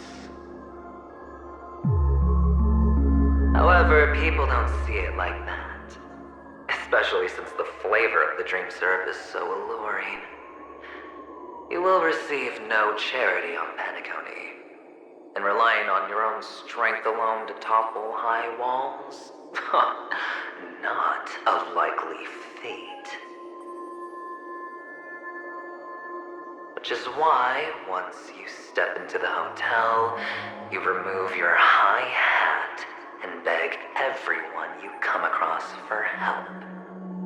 Like a hyena scavenging for scraps in the desert. Because you know that opportunities are fleeting. Oh, when you put it like that, even Ratio's a teeny peacock analogy sounds pleasant. Well, you know how rare it is for me to give you the straight dope, so listen while you can. It's good timing that you mentioned the doctor. I'm especially fond of what you and he have in common. The conspiracies, calculations. Especially the part about the finale, a magnificent act of betrayal. Oh, when everyone thinks this way, who would even suspect that it was another trap you've meticulously devised?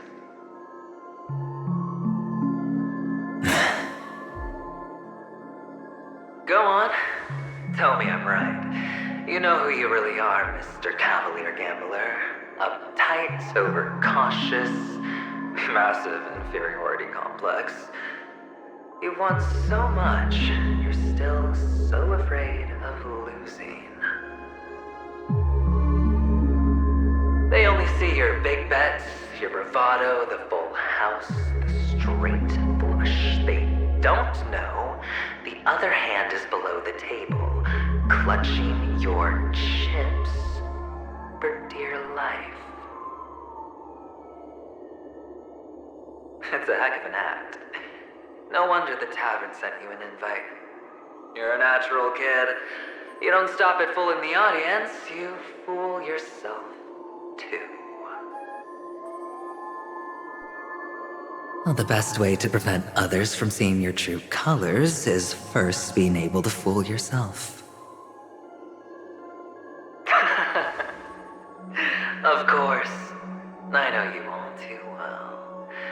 But it's strange. Why did you decline that invitation? You had the chance to embrace elation, was that not what you most wanted? But you chose the IPC instead. For the preservation? I doubt it. Do you even have anything in common with the preservation? Oh, I thought you knew.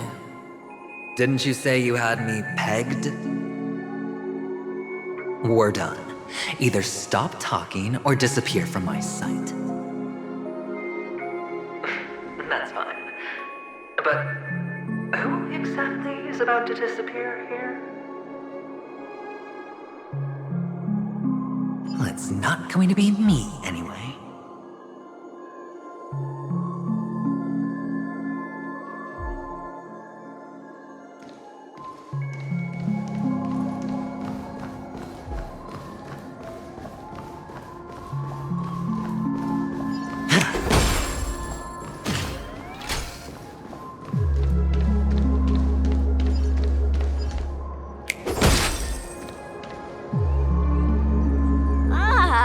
Playing hide and seek. I'm really good at this.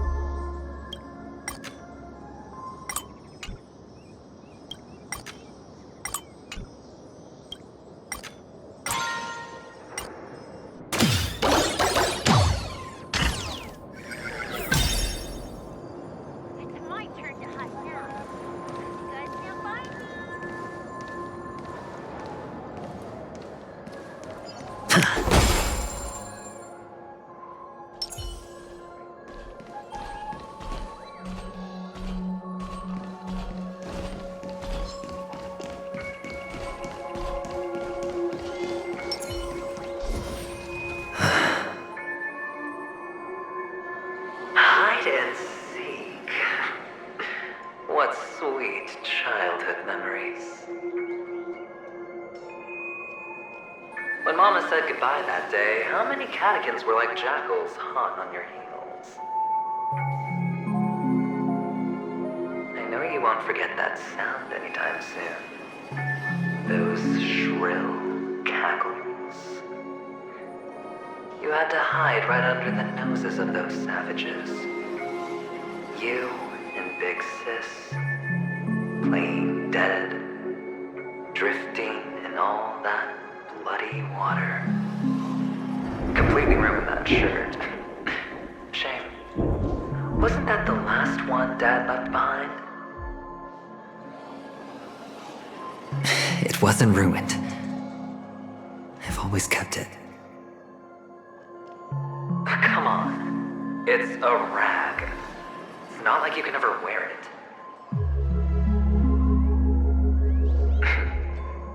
Now you don't have to hide.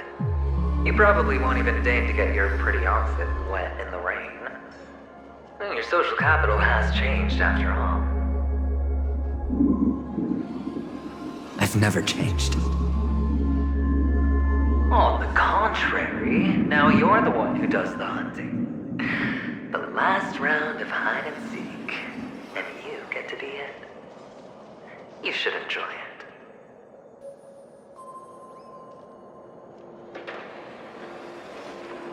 That child.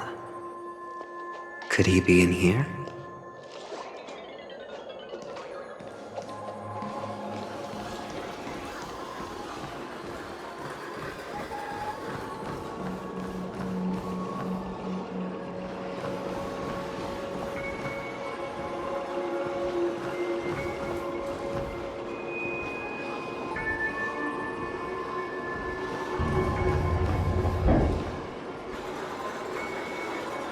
Is this...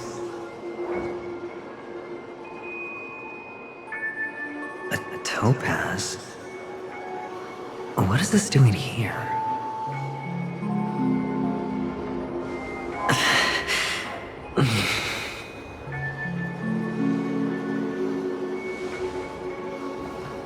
What? Does your cornerstone wrench out your heart, son? I was merely curious at why it was here. Maybe that winged guy put it here. To taunt you. Just to make you realize that your painstakingly arranged magic show is nothing but a death rattle. The cornerstone's hue is the same as the radiance of Clipant's body. I've got to give it to you. I've heard a lot of baloney, but that lie deserves a prize for sheer nerve.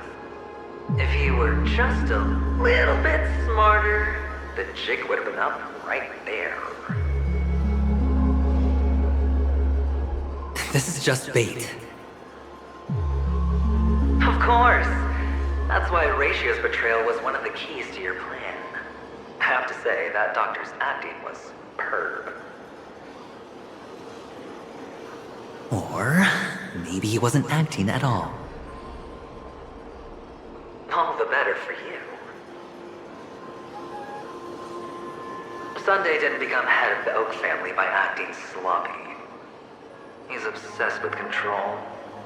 You have to give him enough detail to satisfy his meticulous nature, but not so much that he gets suspicious. Which is why you had Ratio seek him out and leak the plan on purpose. To prevent the other party from suspecting anything. The intel you gave to Ratio was all true. You spoke the same to Sunday. Finally, Sunday took the bait, found the other cornerstone, and before you know it...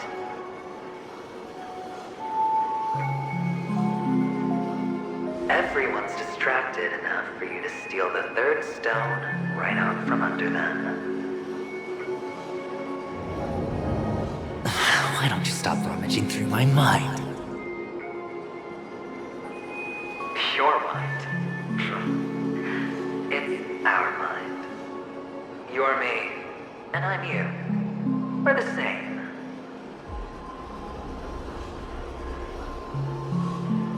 The best way to prevent others from seeing your true colors is to first be able to fool yourself. Really? You can't even fool yourself. You just got lucky this time.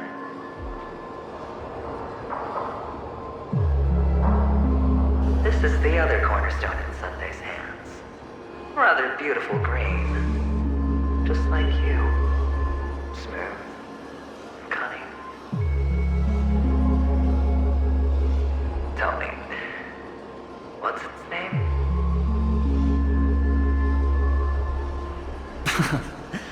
Why are you even asking me? Must I do all the work? Aventurine is the stone of luck and trickery. That's what she said when you received the stone, wasn't it? This type of stone isn't rare, but its hue is very similar to a certain gem. In fact, it's often used as a substitute. And that more precious gem is...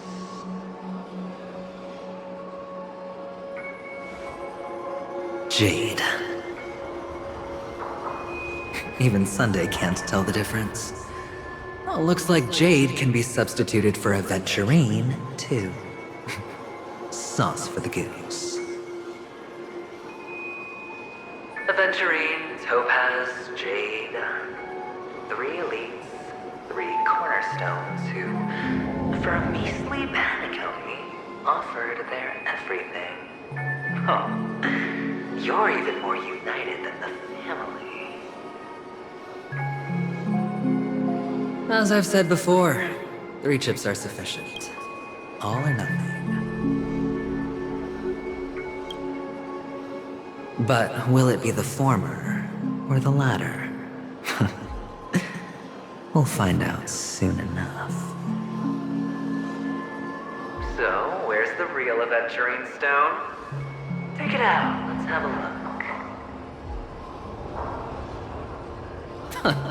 Suddenly you don't know where it is? I just want to hear you say it. After all, it really does resemble its owner.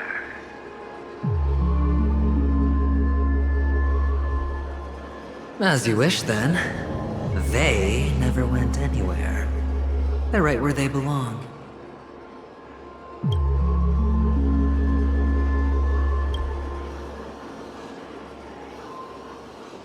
Piled up with these cheap baubles. You smashed the aventurine stone before you left?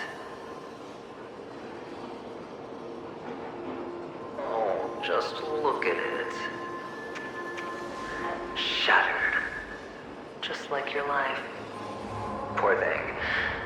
A humble pebble coated in the most lustrous sheen. I take it back. This thing is far more precious than your life. You're absolutely clear about the consequences of doing this. Blasphemy against Clip-On's body. You think the IPC will let you get off scot-free?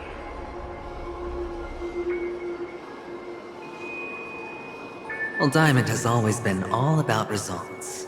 As long as I could create value far beyond the cost, the ends justify the means. How else would the family be fooled if there was no price to pay? It doesn't matter. Even smashed to smithereens, the preservation's cornerstone can still be used. Its effect may be greatly diminished, but it's enough for me. Now I'm really curious. Why does every step you take involve reckless risks, and the choices you prepare for yourself always come with a strong impulse for self-destruction? Do you truly believe that the greater the risk, the greater the rewards? I wouldn't have guessed you'd be so loyal to the IPC.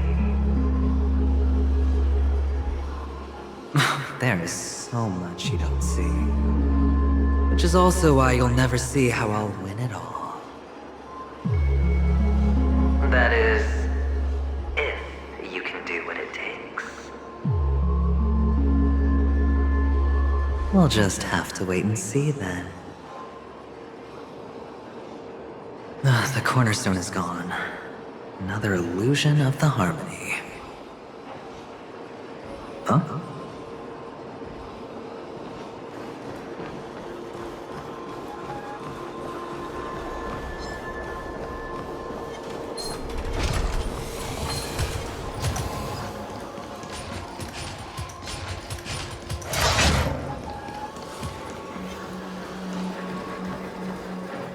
Hello. We meet again, Mr. Pretty Eyes. Yes. We meet again. Did you find your mother and father? Of course. Big Sis is there too. The four of us were just playing hide and seek. I'm so happy. On our way here, Papa even brought me to see a blimp. I think you mean film. Yes, that's it. Putting many drawings together and turning them into a moving wall painting. They put me, Papa, Mama, and Big Sis together, turning us into one big family. You should give it a try too, mister. You look sad. The amusement park will cheer you up. Sure.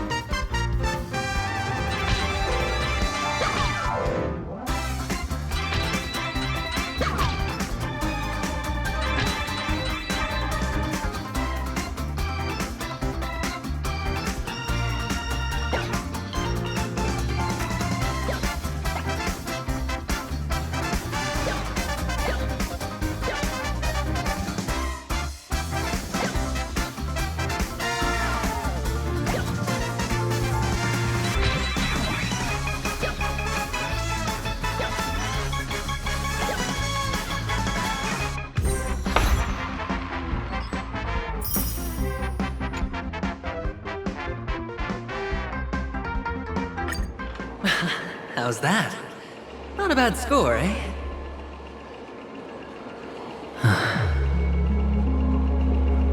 Boring.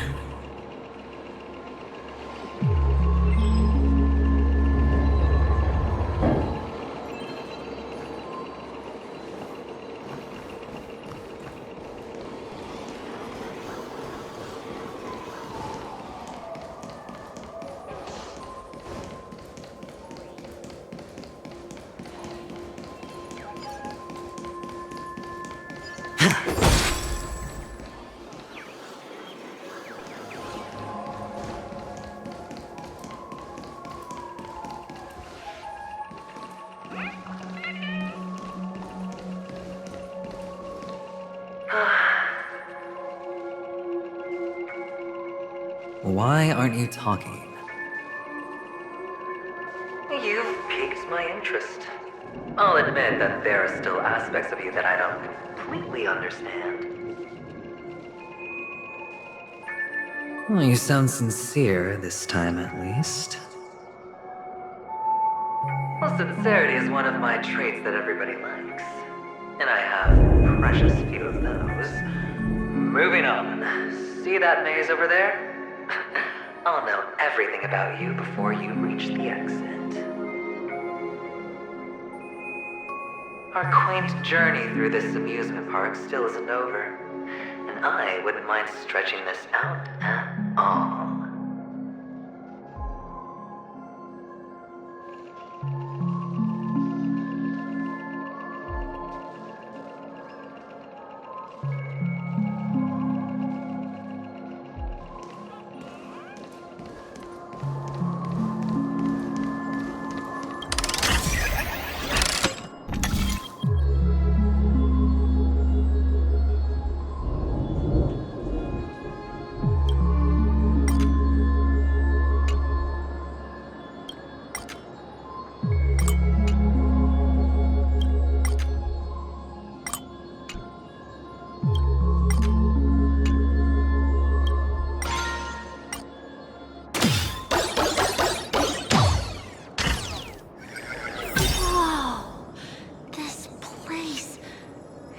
so tall. Even taller than the tallest rocks in the desert.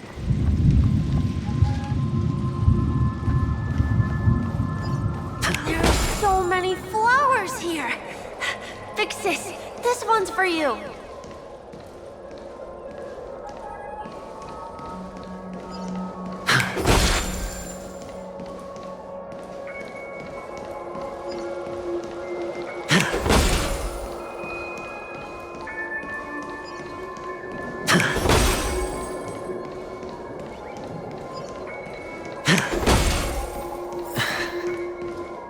A dead end? Oh, is this the wrong way?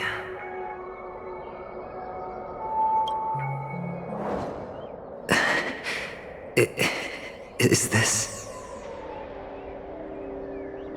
Oh, what's on your mind? It's got nothing to do with you. Do you need a hint? These are manacles on you. That man gave you your first job. You made your first pot of gold. I remember it all too well. You wrapped that iron chain around your fist, for that is the only tool you could find. Then, in that maze, you... Shut up! Oh, you don't wish to face your past. Unwilling to admit that your life is worth at least 60 tons. Well, from what I see, you refuse to confront it, because it only proves your weakness. How could a weak person take such daring risks? That's right. You love the thrill of danger, but you refuse to let go of meaningless sentiments. Even in this beautiful dream, the only thing you dare allow yourself is death. In your hands, those who follow you could have become Joker cards. They're far more useful that way. It's not like this is the only place the family ever cut corners. You could have had tons of action if you weren't so all or nothing. All it takes is a meager sacrifice. I bet Opal would have resolved this without a fuss. A pity you're not him. Well, you wouldn't be in this state if you could just get with the program. And why couldn't you? Out of professional integrity? Those techniques you mentioned are highly efficient, but it's not that I don't know about them. It's more like I couldn't care less. Get it? What fun is it if the fight isn't fair? Fair? You assume your opponents would fight fair in the first place. The odds are obviously not in your favor, so how are you just breezing by? But did that masked fool's words awaken something in you? Well, she gave me an answer that could turn everything upside down. Everything? You mean it could make all the cards on the table just disappear?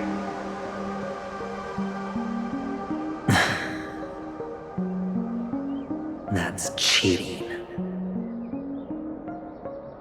If these leaves could be brought back, would they bloom into new flowers?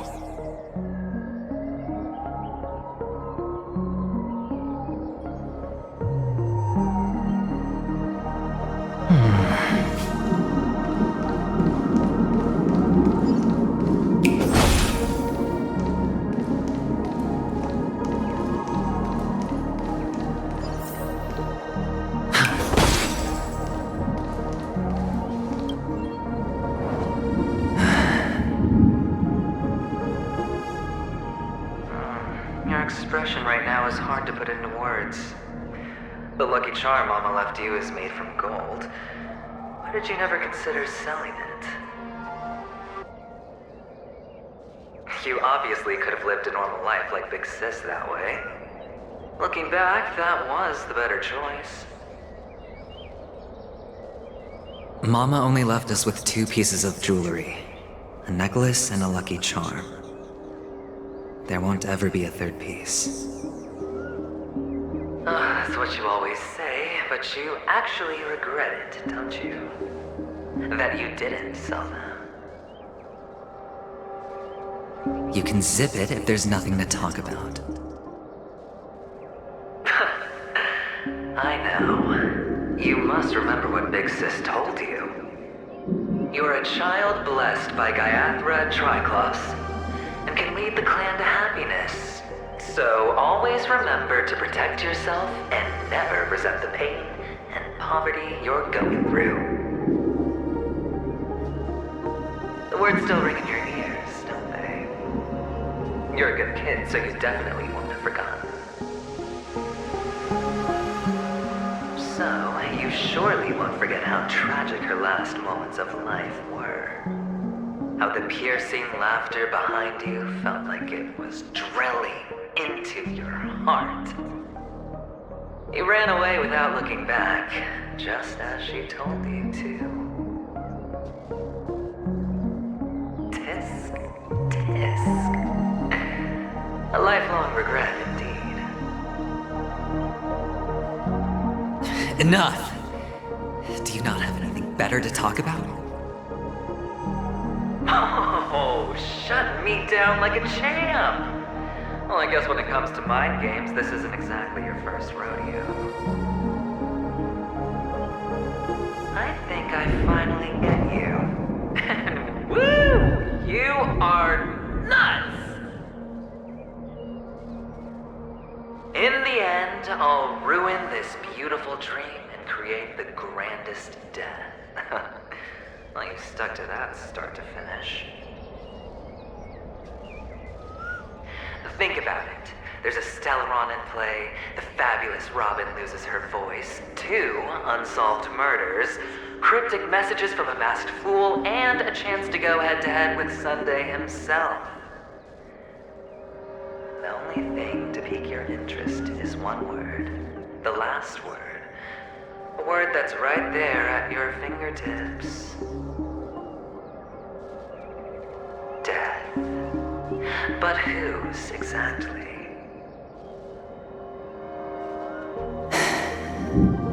We'll know when the dice falls. All right then. Reserve a seat for me in the audience. I'm curious to see just how capable you are. Still, you never answered my question. If you could start over, would you still want to be the child who received Gaiathra's blessing?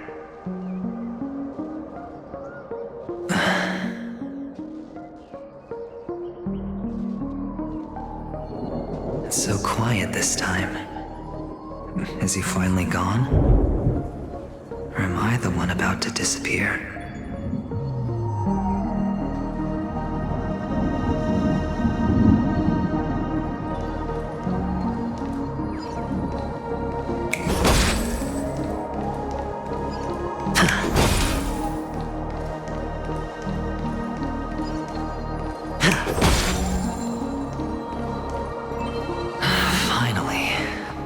This place.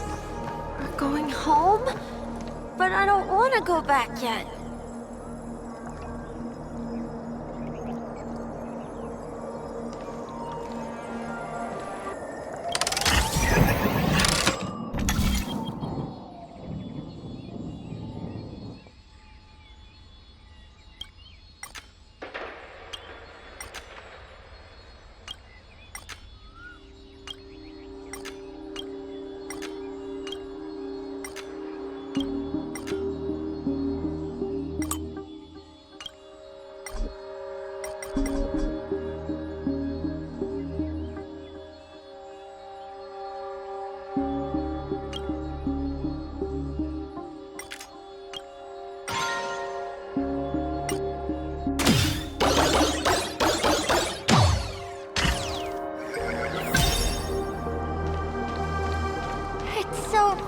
here.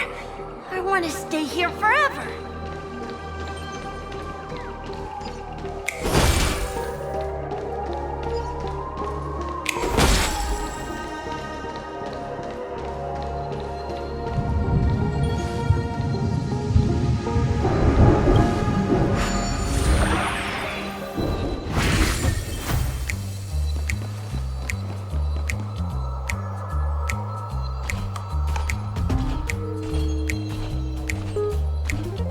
Brother Hanu, where are you going?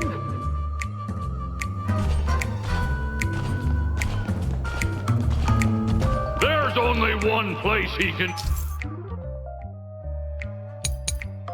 be going, whether it's in the past, present, or future.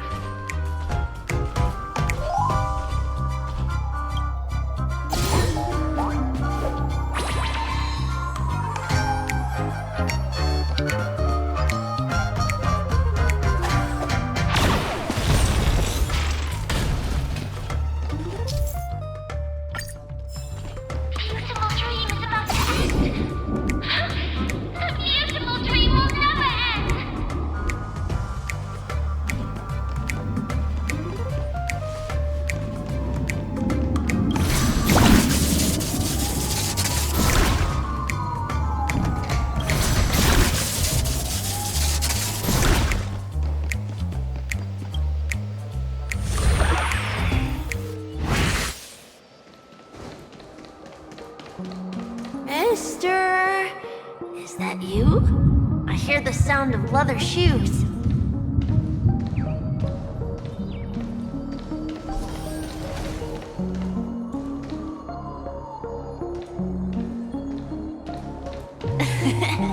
Ah, it really is you.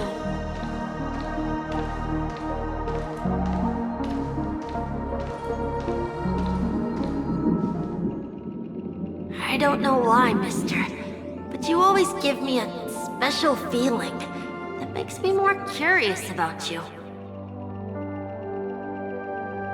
It's sad that I can't get to know you more. We have to say goodbye. Did you have fun? You're going back? Yes, I should go home. The day's getting dark, and it's going to rain. I don't want to worry the others. You're home. Where is it? What a strange question. It's where Papa, Mama, and Big Sis are. In this dream.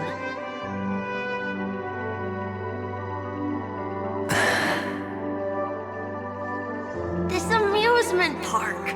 This beautiful dream. They really are peaceful. Everyone loves it.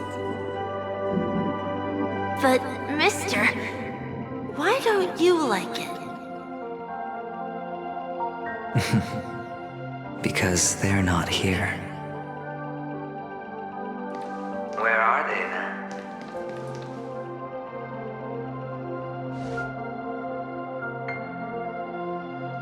I don't know. You do know, but there's no point pressing the issue.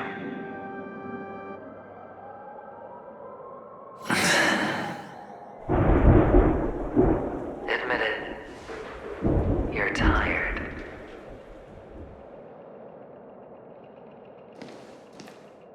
We all are.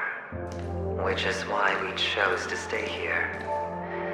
Me and him. Your past and future. How long will you stay? Forever. We'll be with you forever in this dream. This is the greatest honor that we can offer to those who hurtle towards death.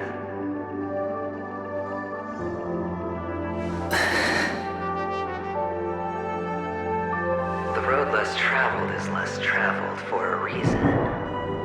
But you've never gone in any other direction. Your own life is the chip you're most eager to lay down. Always has been.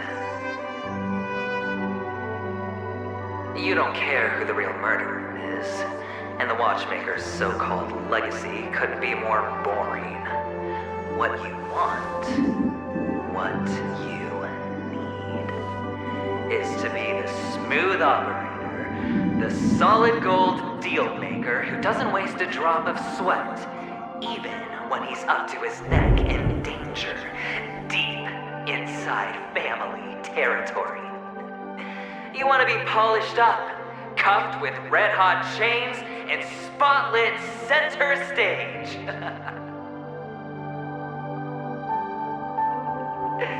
You'll be the closing act, the final sacrifice. I can do it. And it will be flawless. Of course you can. Your luck will help you at the right time. A Stellaron and an Emanator. It's that simple now.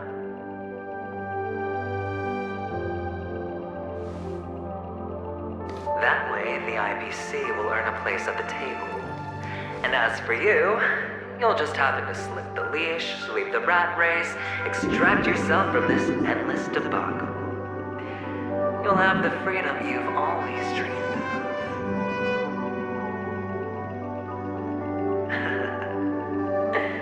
This isn't the first time. You've been an escape artist from day one.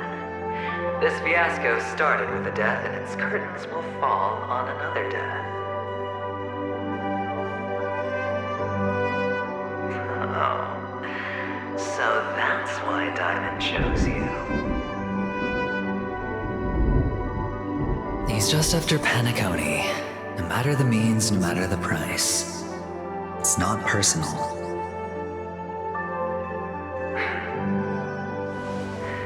It's hard, isn't it? Well, don't get soft on me now. What, did you suddenly grow a conscience? Hey, I was born from yourself. I'm well aware that climbing out of the hole you've dug is basically impossible. I can't stop you from doing what you want. We can't change where you want to go. Well, what's done can't be undone. All we can do is play the cards we're dealt and rake in as much time as possible. Yes. Alas, people won't make all the right choices in their lifetime. Though luck always seems like it's on your side. You will keep winning, having never lost before, but why you? Why must it be you? If all your luck is built on the pain of someone you love, on the loss of dozens more, if these windfalls, these jackpots, aren't a gift from Gaiathra, if all they are is a long string of meaningless deaths, then what did we do to deserve living in a world like that?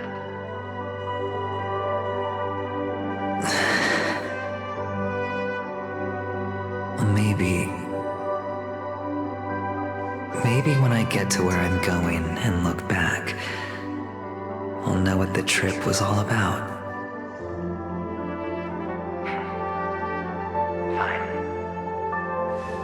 Time to make a move, my friend. I'll be waiting up ahead.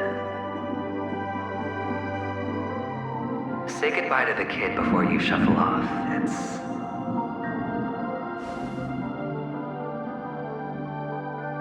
It's best to die without regrets.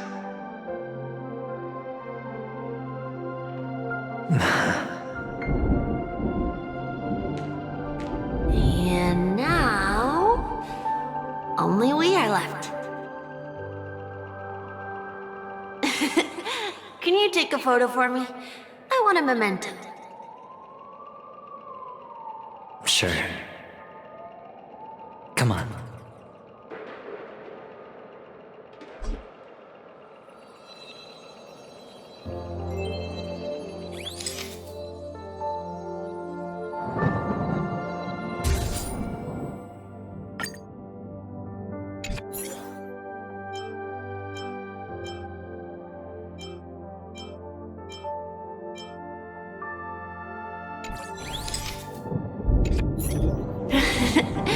How nice. Now I can see what I look like too. Look at the lens when you're taking a photo the next time. Your expression will look more natural. Sure, I will. Then, mister, are you going back too?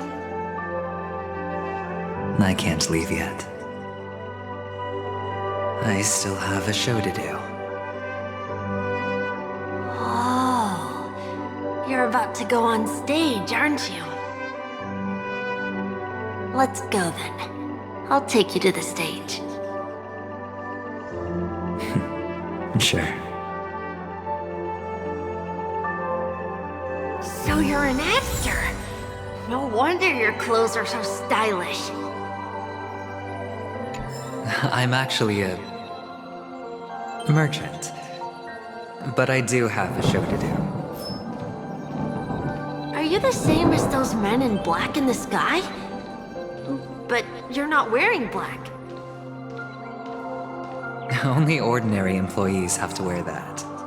My position is much higher than theirs.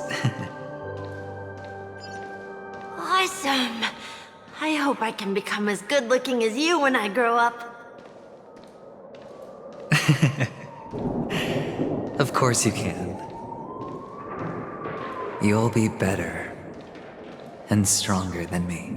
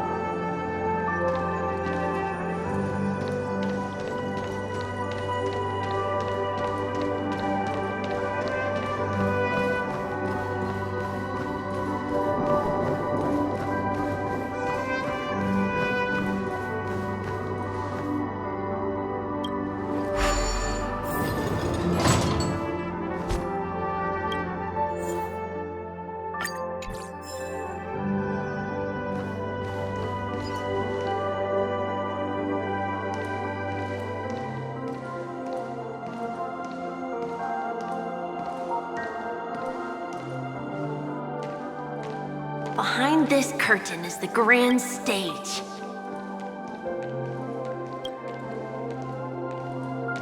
It's almost time to go on stage. Are you ready?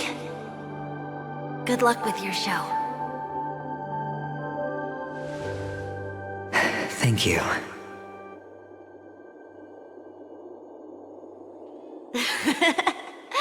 You still seem pretty nervous.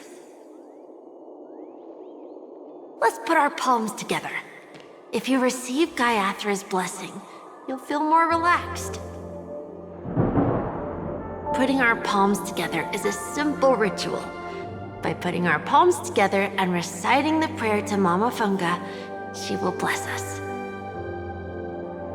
If you're not familiar, I can guide you. It's all right. I know how to do it. Of course I know.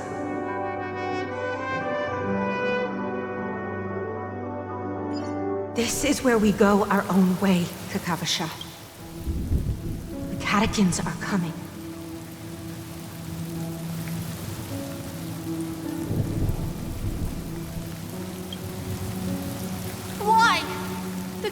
catechins have already taken all our money, food, and they killed our parents. What more do they want? Catechins are bloodthirsty, cruel, and insatiably greedy. They want everything only to end up with nothing. This is a trick, an act of revenge, remember? Today is the day of the Kakava, and also your birthday. They know the Avgin will surely hold a festival today. With the aid of this rain, they will come to destroy our wagons and take everything they want. Little do the Catechins know, this time we will fight back.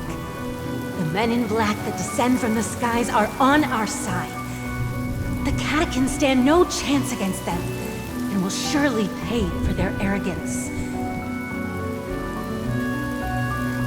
Without this rain, the Catechins would never take action, and we would not have the chance to turn the tide. This is a gift from Gayathra, and you are Kakavasha, whose good fortune will bless your sister with success. But people will die, and you will be in danger. How is that good fortune? Why are you all doing this? The Avgin always return their blood debts. Gayathra calls for me, while Papa and Mama are waiting for me. I must answer the call. She will bless you with good fortune and help you survive. As long as you are alive, the blood of the Avgin will never run dry. So run, Kakavasha. Do not be afraid, and do not look back. Go to the other side of the mountain. The rain will accompany you, and the rain will bless you. As for us, we will reunite in Kakava's next aurora. May the goddess Gayathra close her eyes 3 times.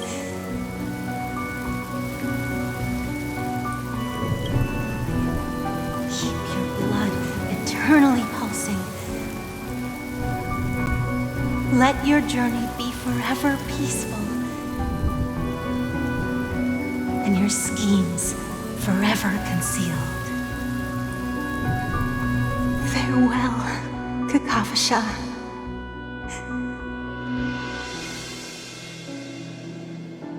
Newsflash from the Interastral Peace broadcast.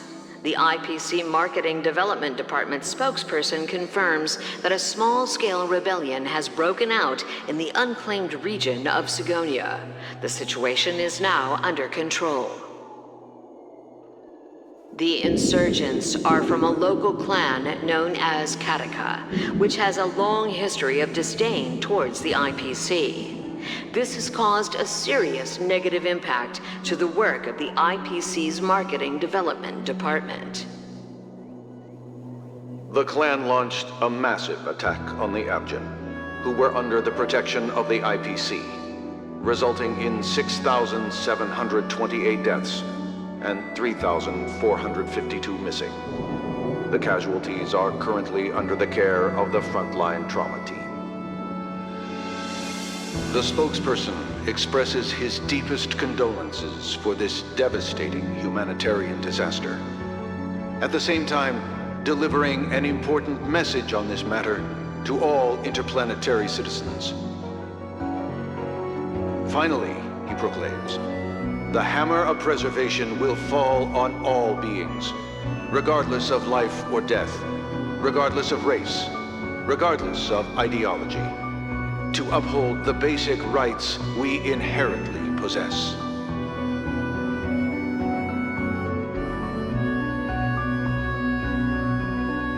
Kakavasha?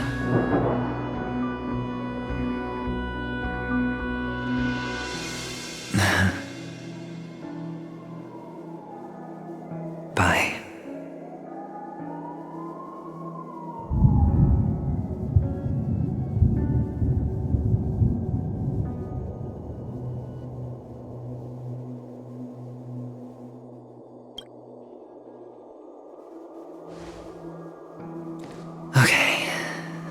All the actors are in place. It's time for the show to begin.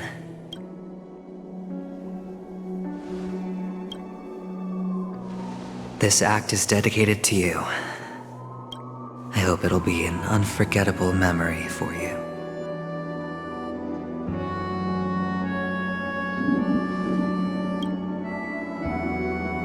Kakavasha.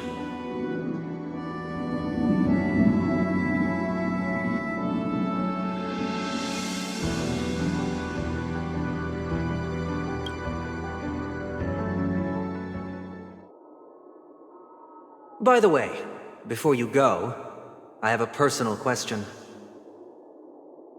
Do you truly want to destroy the world with your own hands?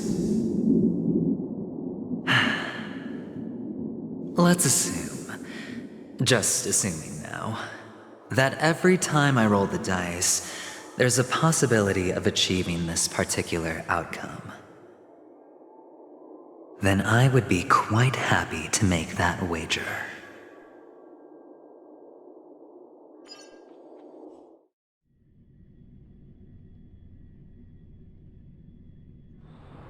Is this Miss Acheron?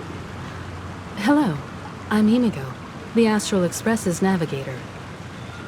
Hello, I'm March 7th. I'm sure she needs no introduction, as you definitely know her. Hello?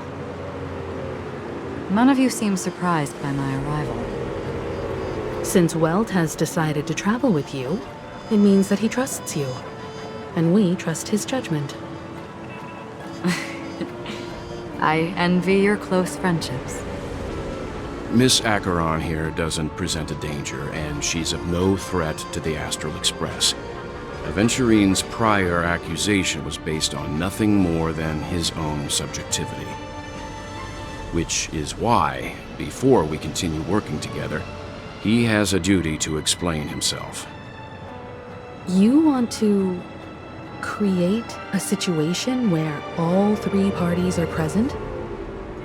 There must be some deeper meaning behind Aventurine's actions. I suspect he's been aware of Penacony's secret from the beginning, and has been continuously strategizing to unveil it. In that sense, the Astral Express's role in his plans would be imperative. In the worst-case scenario, he may use us to do something unexpected.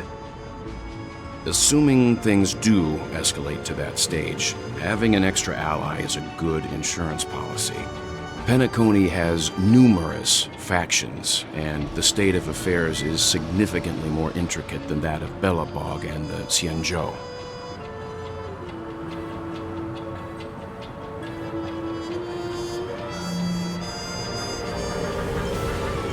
You're talking weird again. But it's a good vibe.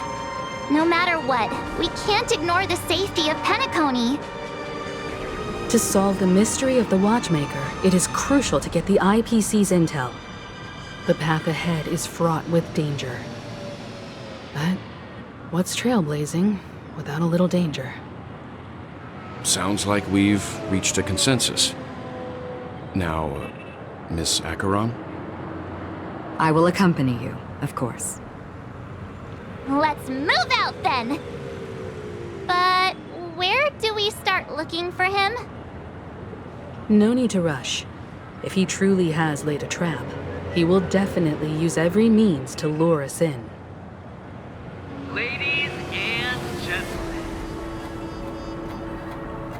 the most wondrous, most magnificent show in Penacony's history is about to begin.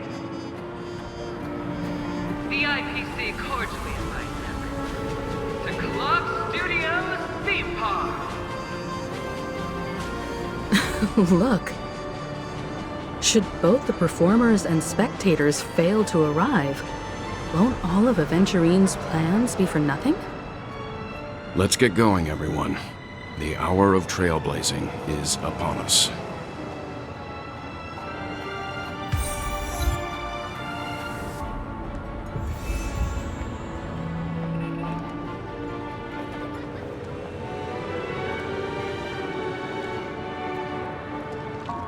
I have a bad feeling that something big's gonna go down. Are you ready? Your trauma isn't getting to you, is it? Take it easy. It'll be fine.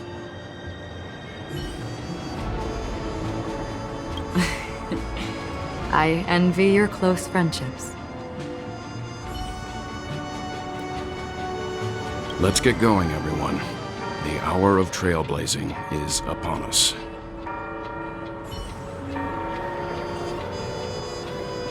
To solve the mystery of the Watchmaker, it is crucial to get the IPC's intel. The path ahead is fraught with danger. But what's trailblazing without a little danger? I have a bad feeling that Let's waste no time and head to the theme park then.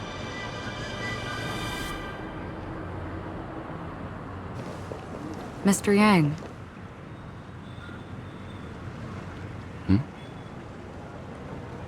Why did you not tell your companions about my true identity? It's just like you said, an inability rather than an unwillingness. Plus, it's a long story, not something that can be summed up in a few words. But I chose to believe you, and my trust in you stems more from my own personal judgment. I also believe that if it were their choice to make, they would make the same one. Thank you. I'm grateful.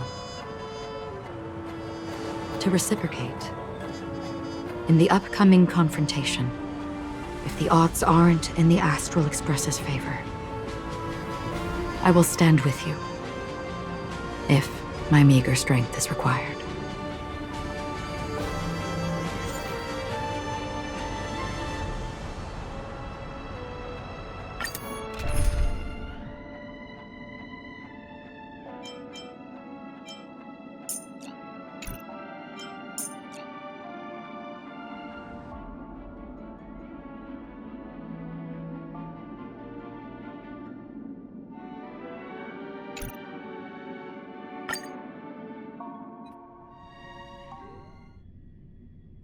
We're back here again.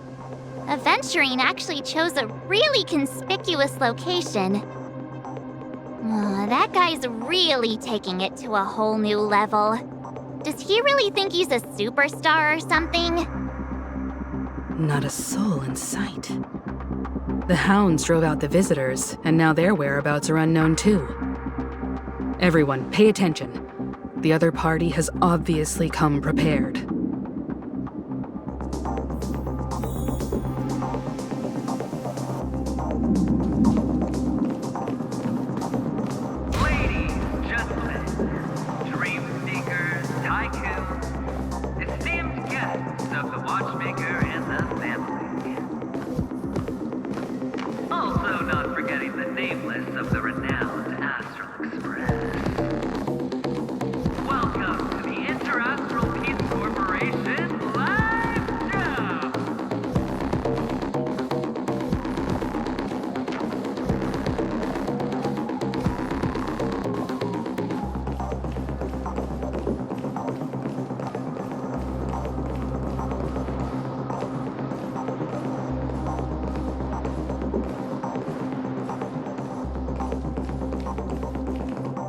Astral Express, you're late.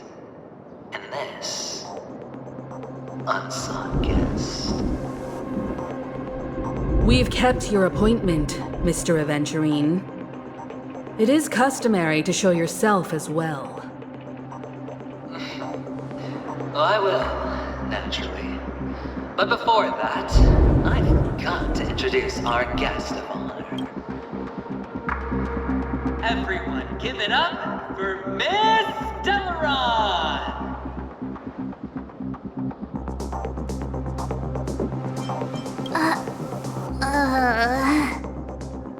Let me remind you that in all likelihood, this stage and her identity have nothing to do with the wanted murderer.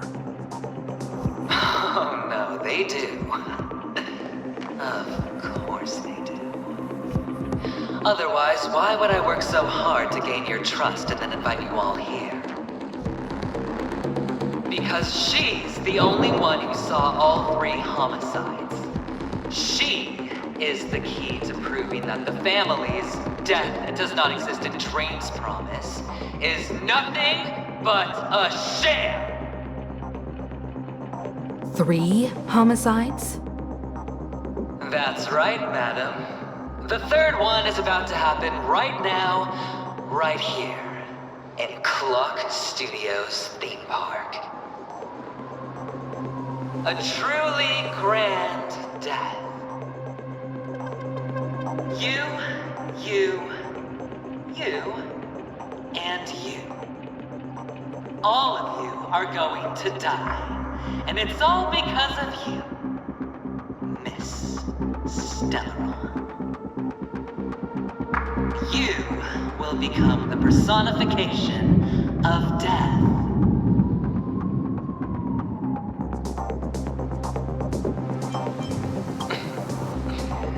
Never underestimate yourself. Like I said, you have the power to turn the tide on the entire game. Let me be a little clearer. I will detonate the Stellaron in you and cause a teeny, tiny accident on Penacony. Bam! The entire theme park will be reduced to a shattered dream. Then before the family can even react, I'll become the IPC fleet's navigator. Your bluff isn't fooling anyone. If you could really do that, you would have done so earlier. You wanna bet? Sure. I'll bet with you. I'm betting that it'll be a sweeping victory for me. By detonating an unprecedented explosion to prove that the vow of harmony is a complete and utter joke. You won't do it. Of course I can. It's just another gamble. I came from the wastelands of Sigonia. For just 60 red copper coins, people paid to brand me. Put me in chains. Place me in the gallows and bury me in the golden sands. But the sun could not kill me, and the quicksand sent me back to the embrace of the Guild and the IPC. Bear in mind, my victory wasn't just a stroke of luck. I've never been defeated. Have you ever heard the saying, sleep is the rehearsal of death? Why do the living sleep? Oh, because we are not ready for the final rest. Every night is practice for the end. You and I are escaping into our dreams for fear of death at this very moment. And death will surface in our dreams. Friends, the game has commenced, and you cannot choose to decline. Nor do you have any reason or grounds to!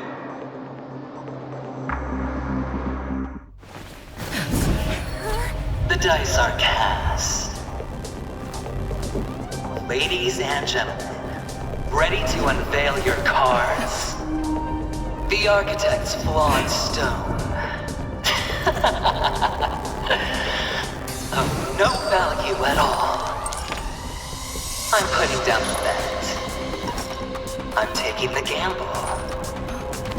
I'm claiming the win. I'll invade spin the wheel, a daring gamble. Walking the brink of death for rebirth. Oh, for the Emperor Lord! All right. Let's see who has the last laugh. Let the game begin! Down There's no time to lose. Conflict is pitiless. Your answers? Let me tend your wounds.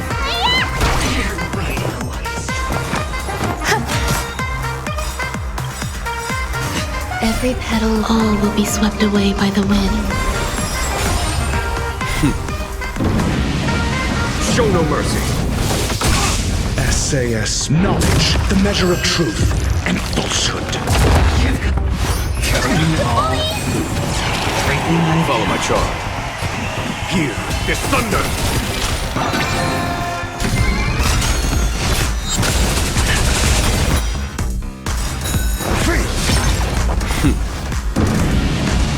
Show no mercy. 0 points. The test. Not bad. Some value, I 5 suppose. points. There's no time to lose. Conflict is pitiless.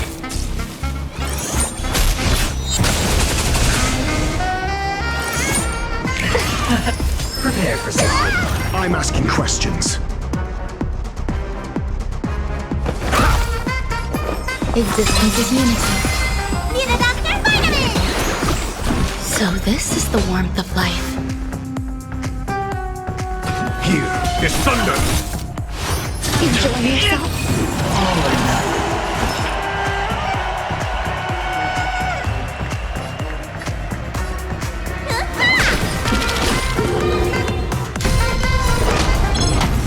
There's more to life.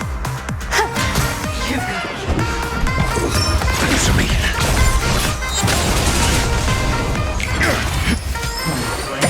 Down from above. Conflict is pitiless. Your answers? Every petal and all will be swept away by the wind. Let me tend your wounds. 1,000 thanks. Todd, what's in your prescription? Not bad. 5 counts longer. Everything I've counted. Here is thunder.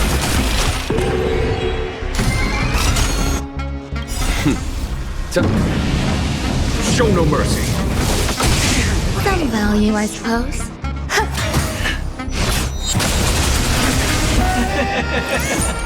Even on a losing side, as long as people still have hope, they'll keep throwing money on the table. The chance, no matter how small, the potential is what you hang on to. That's what justifies the gamble. SAS, knowledge, the measure of truth and falsehood.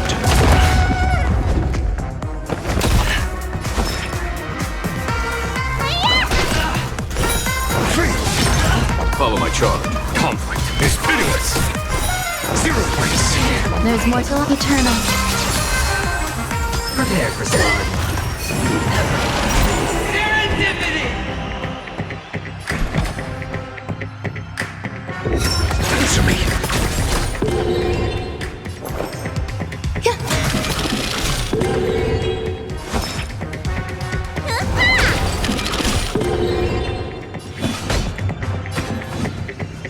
Here is thunder. It's all or nothing! Enjoying yourself? There's no time to lose. Done. Show no mercy. Conflict is pitiless. Down. Flinch. Need a doctor?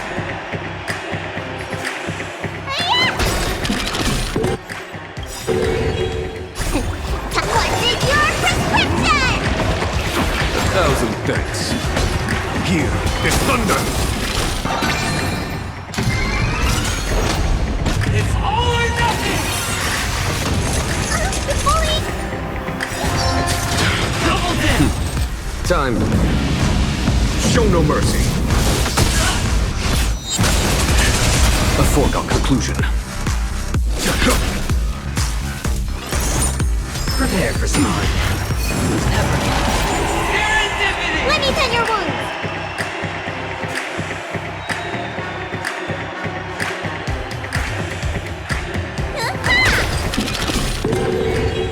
no time to lose. Conflict is pitiless! It's all or nothing! Show no mercy. Show no...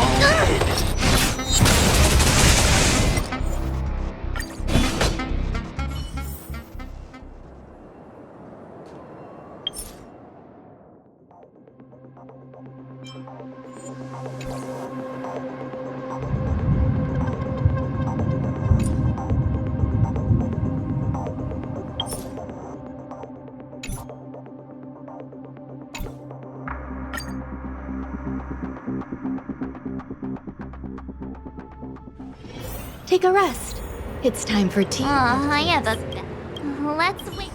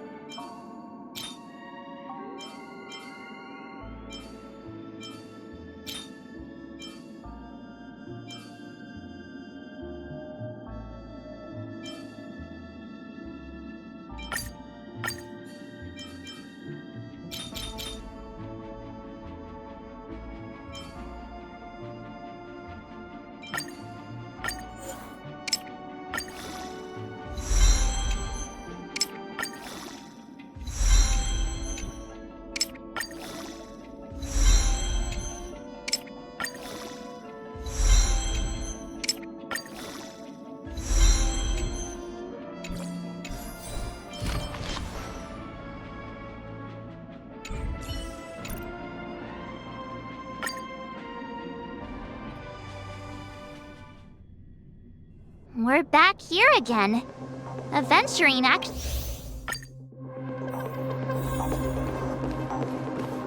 Ladies, gentlemen, dream seekers, tycoons, esteemed guests of the watchmaker and the family. Also not forgetting the nameless of the renowned Astral Express. Astral Express. The dice are cast. Ladies and gentlemen, ready to unveil your cards? The Architect's flawed stone. Of no value at all. I'm putting down the bet. All right. Let's see who has the last laugh. Let the game begin! Good times. Time to say bye. Boom. Conflict is pitiless. I'm on guard.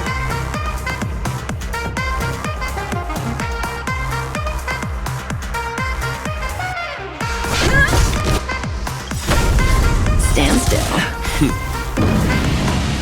Show no mercy.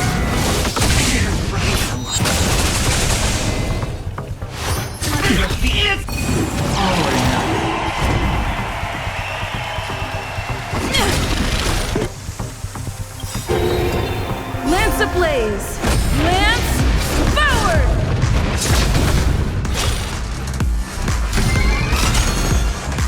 May as well kill them all.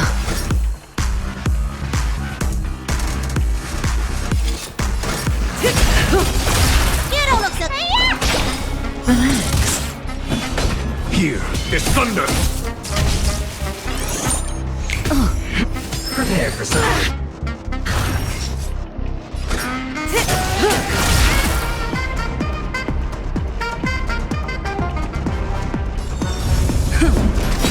Let me tend your wounds. Thanks. You're good to me. Follow my charge. Stand still. Everything I've Lance at the ready.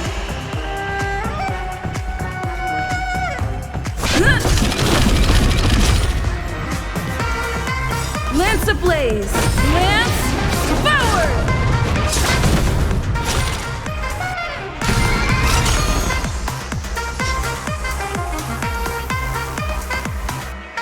Good times. Time to say bye. Boom. Need a doctor?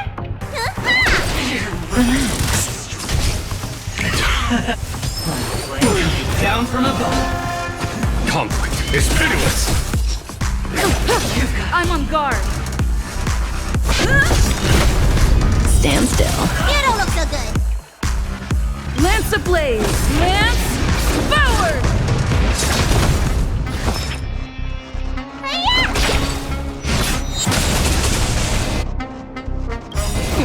What's in your prescription? Thanks. You're too good to me. Prepare for something. Here is thunder. Lance at the ready.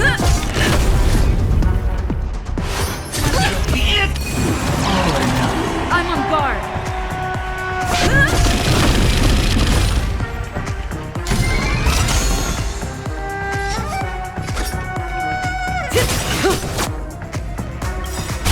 Good times. Never time to say bye. Boom.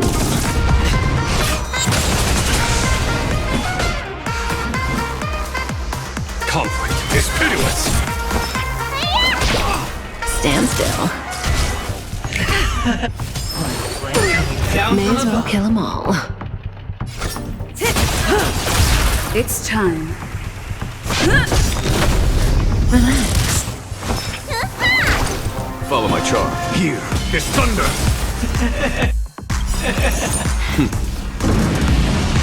Show no mercy.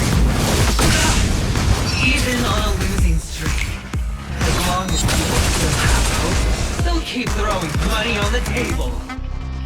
The chance, how small. The potential is what you hang on to. That's what justifies the gamble. Prepare for something.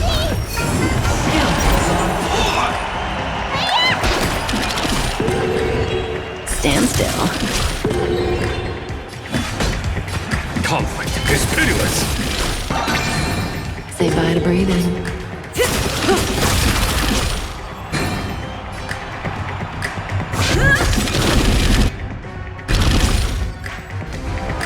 Relax. It's all or nothing! Time. Show no mercy. Good times. Time to say bye. Boom. Is that it? Cutting the net.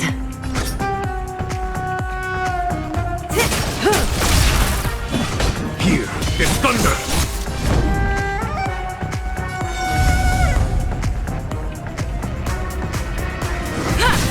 Stand still.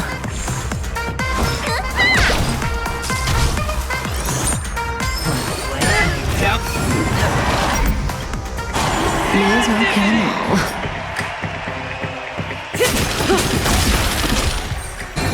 Let me tend your wounds.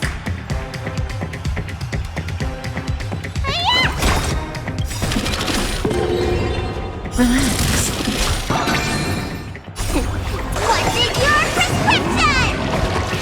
Thanks. You're too good to me. Conflict is pitiless. Lance at the ready.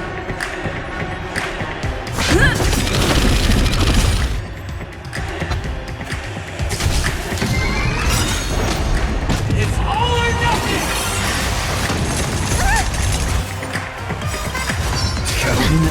Didn't hurt. Show no mercy. Good times. Time to say bye. Boom.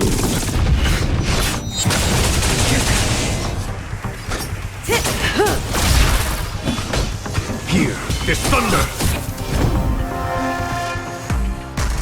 Lance ablaze! Lance forward!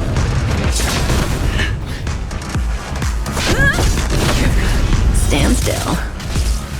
Prepare for something. Need a doctor?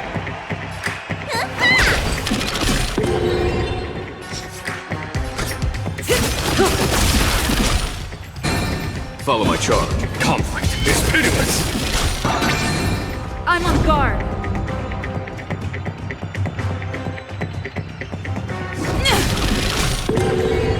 Relax.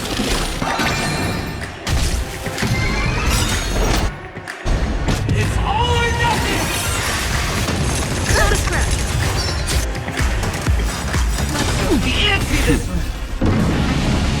Show no mercy. Good times. Time to say bye. Boom. Everybody's like that, down to the last player. So why can't I be happy too? Why can't I feel that free?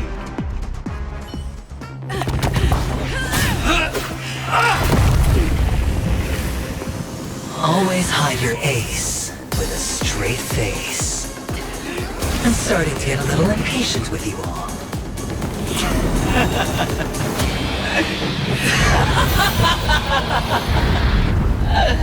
Friends, to fully relish this, I'm betting every last chip. Only by casting aside reason does one truly gamble.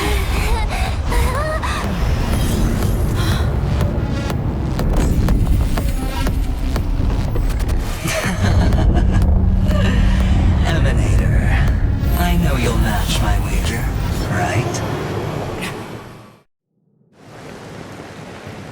You're leaving?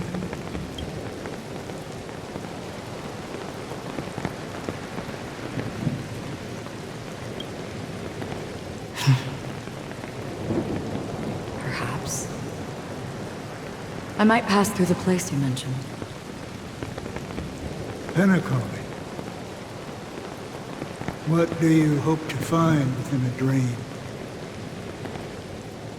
I'm not looking for anything.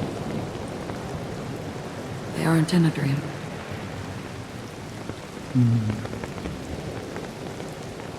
I'm afraid the family will not open the doors for you. Why? Because the path you walk is not accepted by the Harmony. Even if that's not what I want. Precisely because it's not what you want. Because they are not like other eons. They have never glanced at anyone, and they never need to.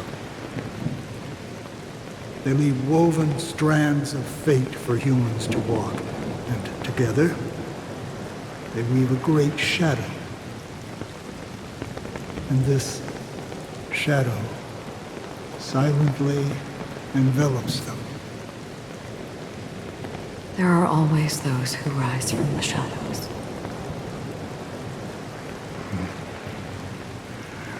They mostly become a part of the shadow. In your eyes, am I the same? You still have a strand of color, but not much.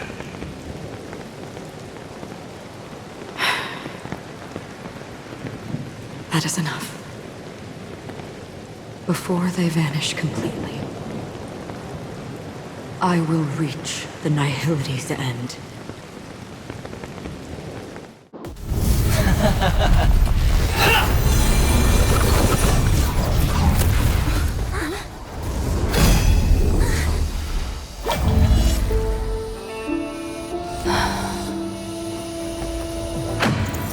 I wish to mourn the departed, weeping like rain, to swell the crossing stream.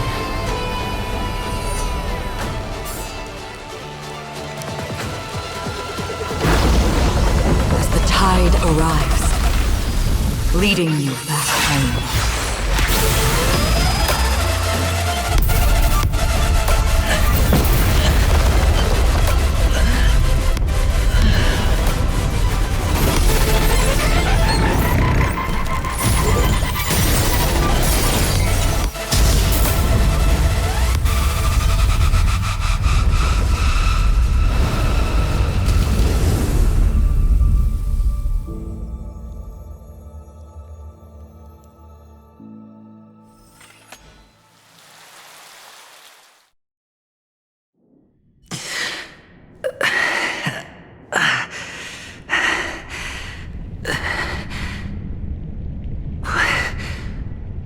What is this place? A gigantic black hole. And see...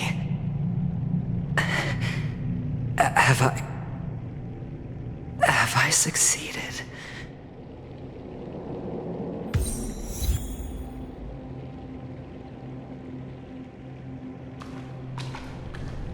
Welcome to this sad world, Kakavasha.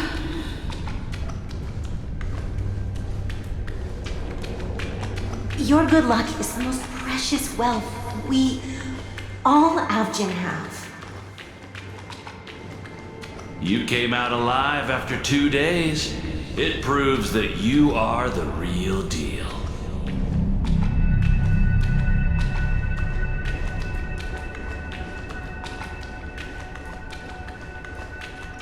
Wealth, status, power.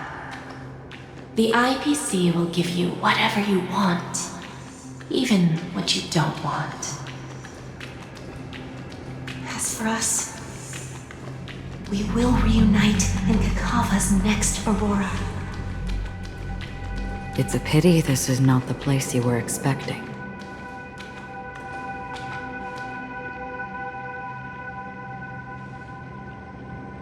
Melody. Is it? Perhaps to you, I am just an emanator who's hiding her identity. But the sleeping and shapeless never glance at anyone. They have no face, no form, and even less of a will to speak. The nihility envelops everyone equally. Only some who have gone under their shadow can go farther, tainting themselves with more nihility. That's all. That's all. My friend, you really leave me at a loss for words. So, is this my final destination? The land of the dead?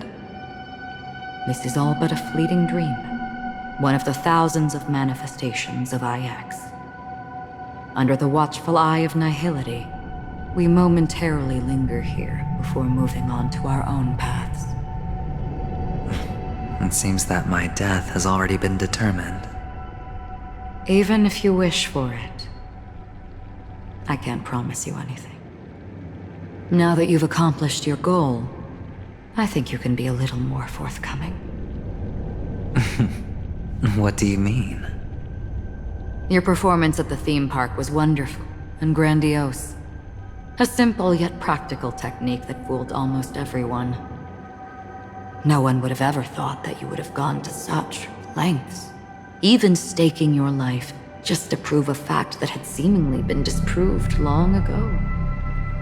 Real death does not exist in Penacony's dreamscape.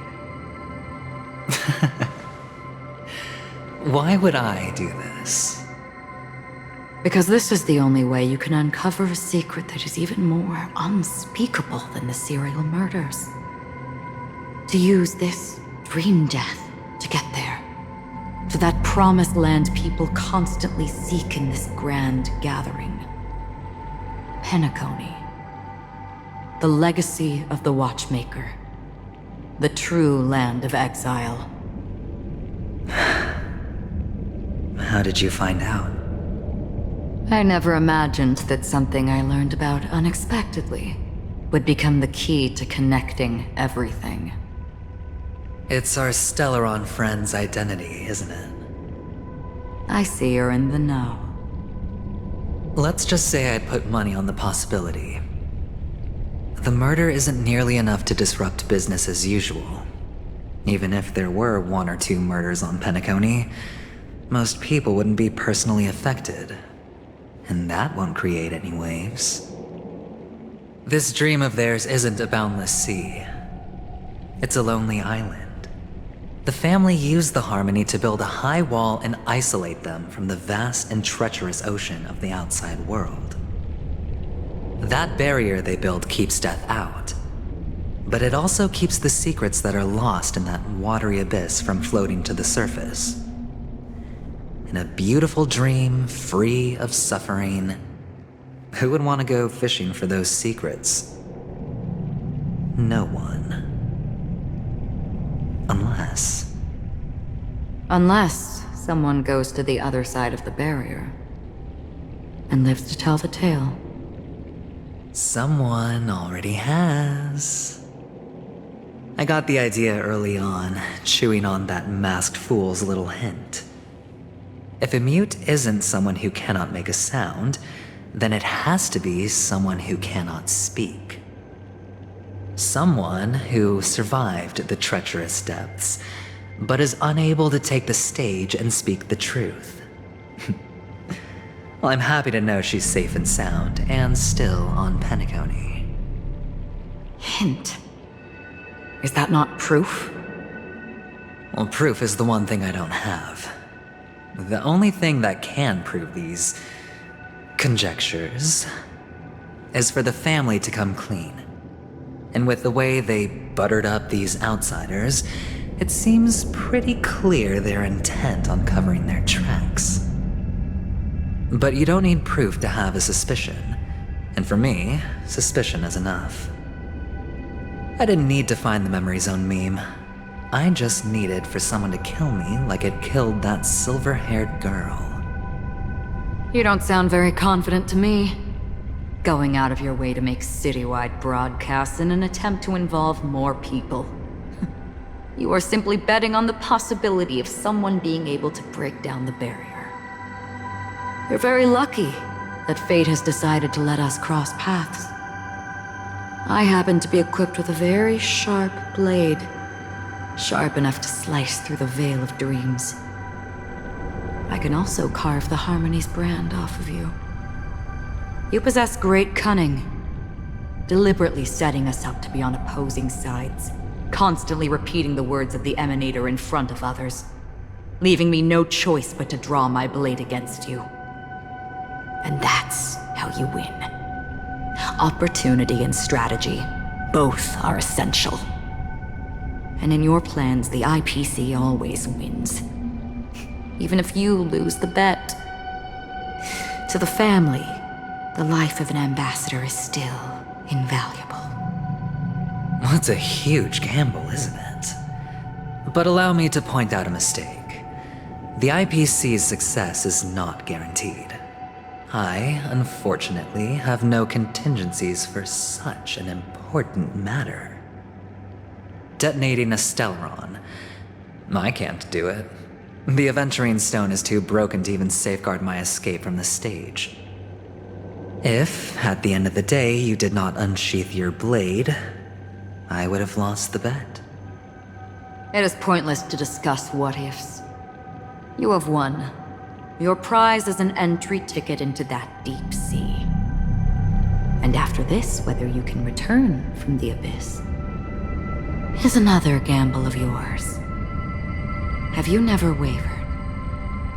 Wavered? Of course I have. But I can only bank on my own good fortune.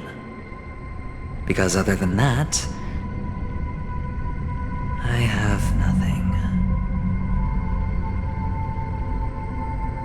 Wake up from this dream and go to where you should be. Your gamble is not over yet.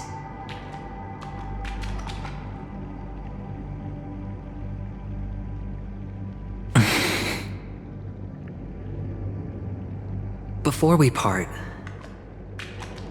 can you answer one more question? As someone who has traveled on that road, can you tell me, why are we born into this world? If it's just to die. I don't think this and never have. Nor do you. But the nihility envelops you and I. And everyone.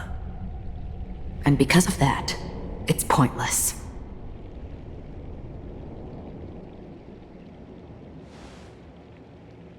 But it is still there. If the dice of fate are always weighted, then that is our destiny. Why, then, do we struggle against it? My answer might not be able to resolve your confusion, because it has been with you throughout your journey and is already a part of your life. But you said, sleep is the rehearsal of death. So why does life sleep? Because we are not ready to welcome death. So you can definitely understand why we want to be prepared. Even if the ending has been predetermined, that's fine. There are countless things that humans cannot change. But before the end, there are many things that humans can do while on their journey. And because of this, the end will thus reveal a completely different meaning. Take a good look at your pocket. Your friend has already given you the answer. Good luck.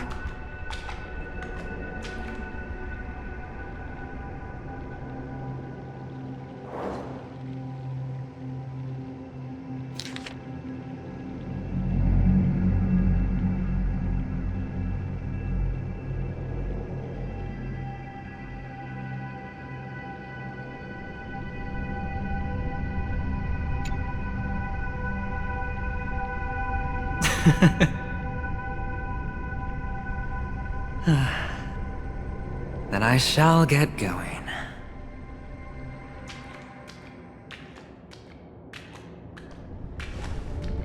Mister? You're leaving? You ultimately chose to leave this dreamscape? Yes. Because they are not here. My papa, mama, and Big Sis. Then where are they? They are in a place where everyone will go. A very, very distant place. Then are you going to? I'll get there one day. But not now. There will come a day when the sky will drizzle, and I will hear the call of Gaiathra Triclops, and know that it is time for me to go, and be reunited with my family. So, until that time comes, I should be preparing. Preparing? For what? Well, preparing to face them, Kakavasha. And to make them proud. I know you'll be able to do it. Good luck. Well, of course. For I am the child who received the blessing of Gaiathra Triclops.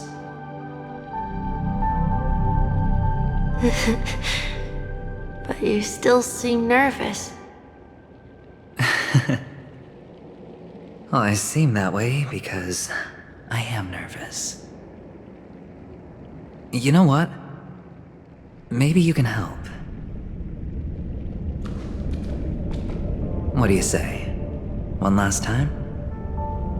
Put our palms together?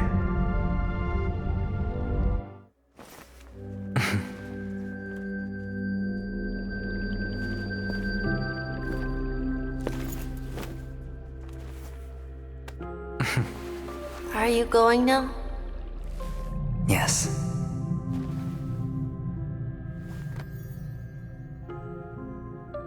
May the Mother Goddess thrice close her eyes for you, keeping your blood eternally pulsing. May your journey be forever peaceful, and your schemes forever concealed. Our paths will cross again beneath Kakava's shimmering auroras. Farewell, Kakavasha.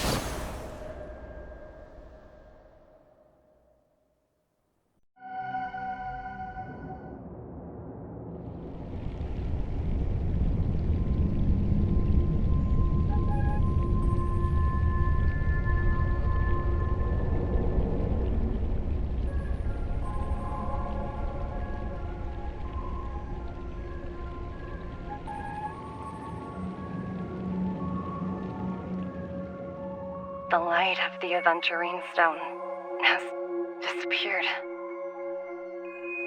This only represents one outcome. He kept his promise. And got what he wanted. As planned, your cornerstone has been successfully sent to the family's territory. Then... let's fulfill our duty and start harvesting.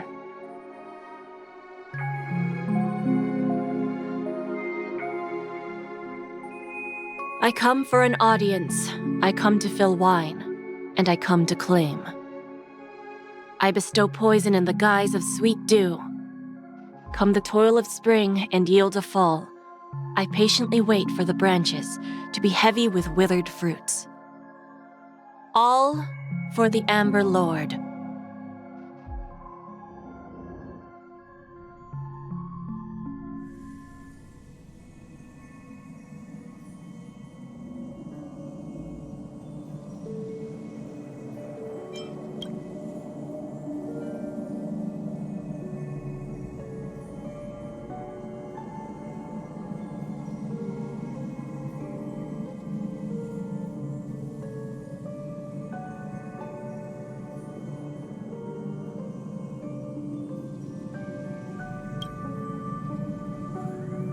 You're awake.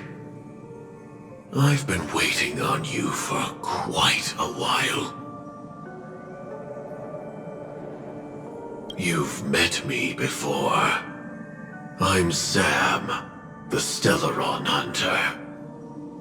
I originally planned on showing up earlier to reveal some truths to you. But I encountered more roadblocks than expected. 11 times I've tried, but ended in failure. Before I knew it, this world and I became too intertwined, and it became too difficult to escape the constraints of the script. Elio is right. In this land of the dreams, you and I will reap unforgettable gains. I don't know people's hearts as well as he and Kafka do. Nor do I have a specialty like Silverwolf and Blade. Most of the things that I'm good at only apply to villains who need no mercy. So, there is only one method that I use. This is to show you.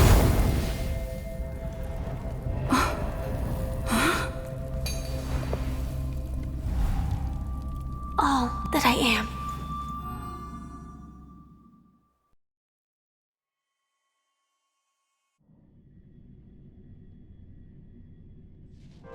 Labyrinth-like corridors and halls, traps everywhere. The owner of this mansion must be a bit paranoid. You are so funny, Mr. Security Officer.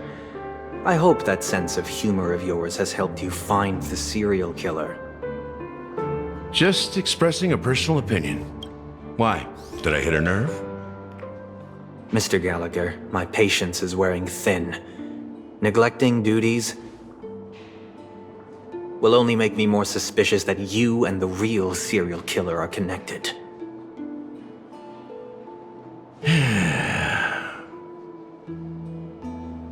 Scoundrel, punk, drunk, hooligan.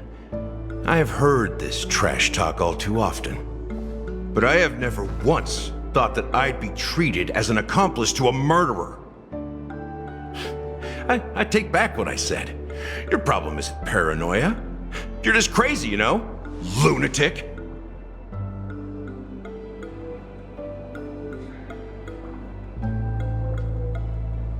You, the family, you broke my spine and pulled out my fangs, and now you want to accuse me of murder? Ridiculous. Only idiots who've drunk too much Soul Glad will berate a stray dog in the streets. What exactly is making you say all this nonsense? You should be more concerned about the Outworld visitors who are making a scene in the theme park than me. I don't need you to remind me. Once that ambassador walks through the doors of the mansion, I will know what he wants. My servants see everything. His little magic tricks may have fooled me, but no matter. I'm happy to see how it's turned out. Why do you think that I just let him go? And why do you think I emptied the theme park stage? Because my target from the beginning has always been you, Hound. The more noise he makes, the more opportunities I have to make you and your true master pay in blood. If I were really the murderer, why would you need to be so secretive? Ha! I forgot. You also have a difficult master to serve, telling you to ignore the murder case and focus solely on that Charmony festival. Isn't that right, my brother?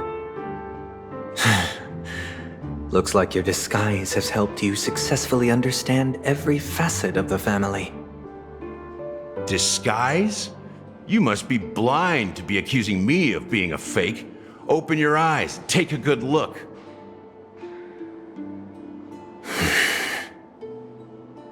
Indeed, every part of you is real. The brown hair, soft and curly like Benny's. The orange eyes, which make me miss the gaze of Sir Whitaker. That odd scar, the mark of Wolsey. And the gray vest, tie, hound emblem, bottle, the bartending, and your role as a security officer. These are all true traits. From all 52 loyal family members. When they are gathered, countless tiny truths are woven together into a lie. You collected a small piece of each of them and claimed them for yourself. Then you invented this facade, a complete Gallagher. Tell me I'm wrong.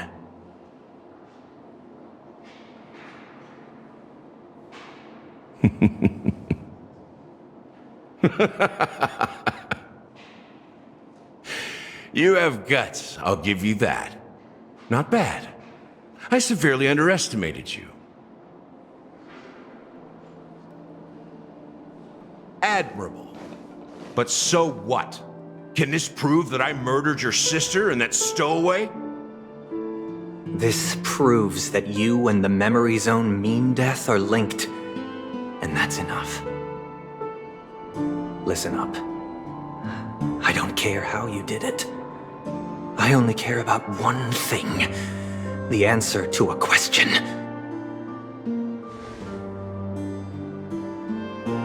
You devil. You wretched, despicable dog. Why did you kill her?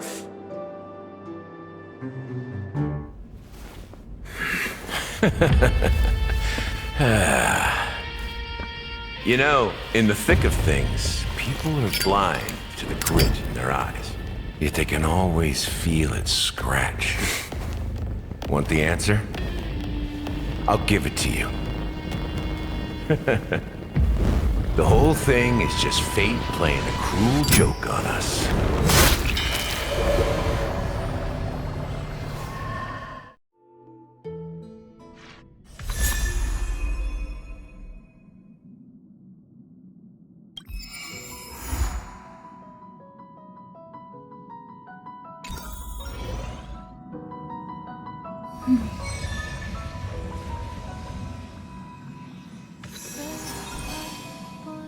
With no shackles, one fetters my fate.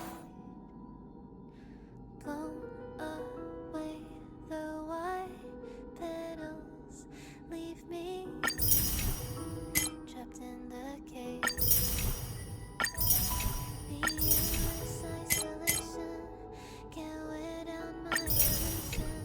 Someday I'll make a dream unchained. Let my heart bravely spread the wings, soaring past the night to trace the primal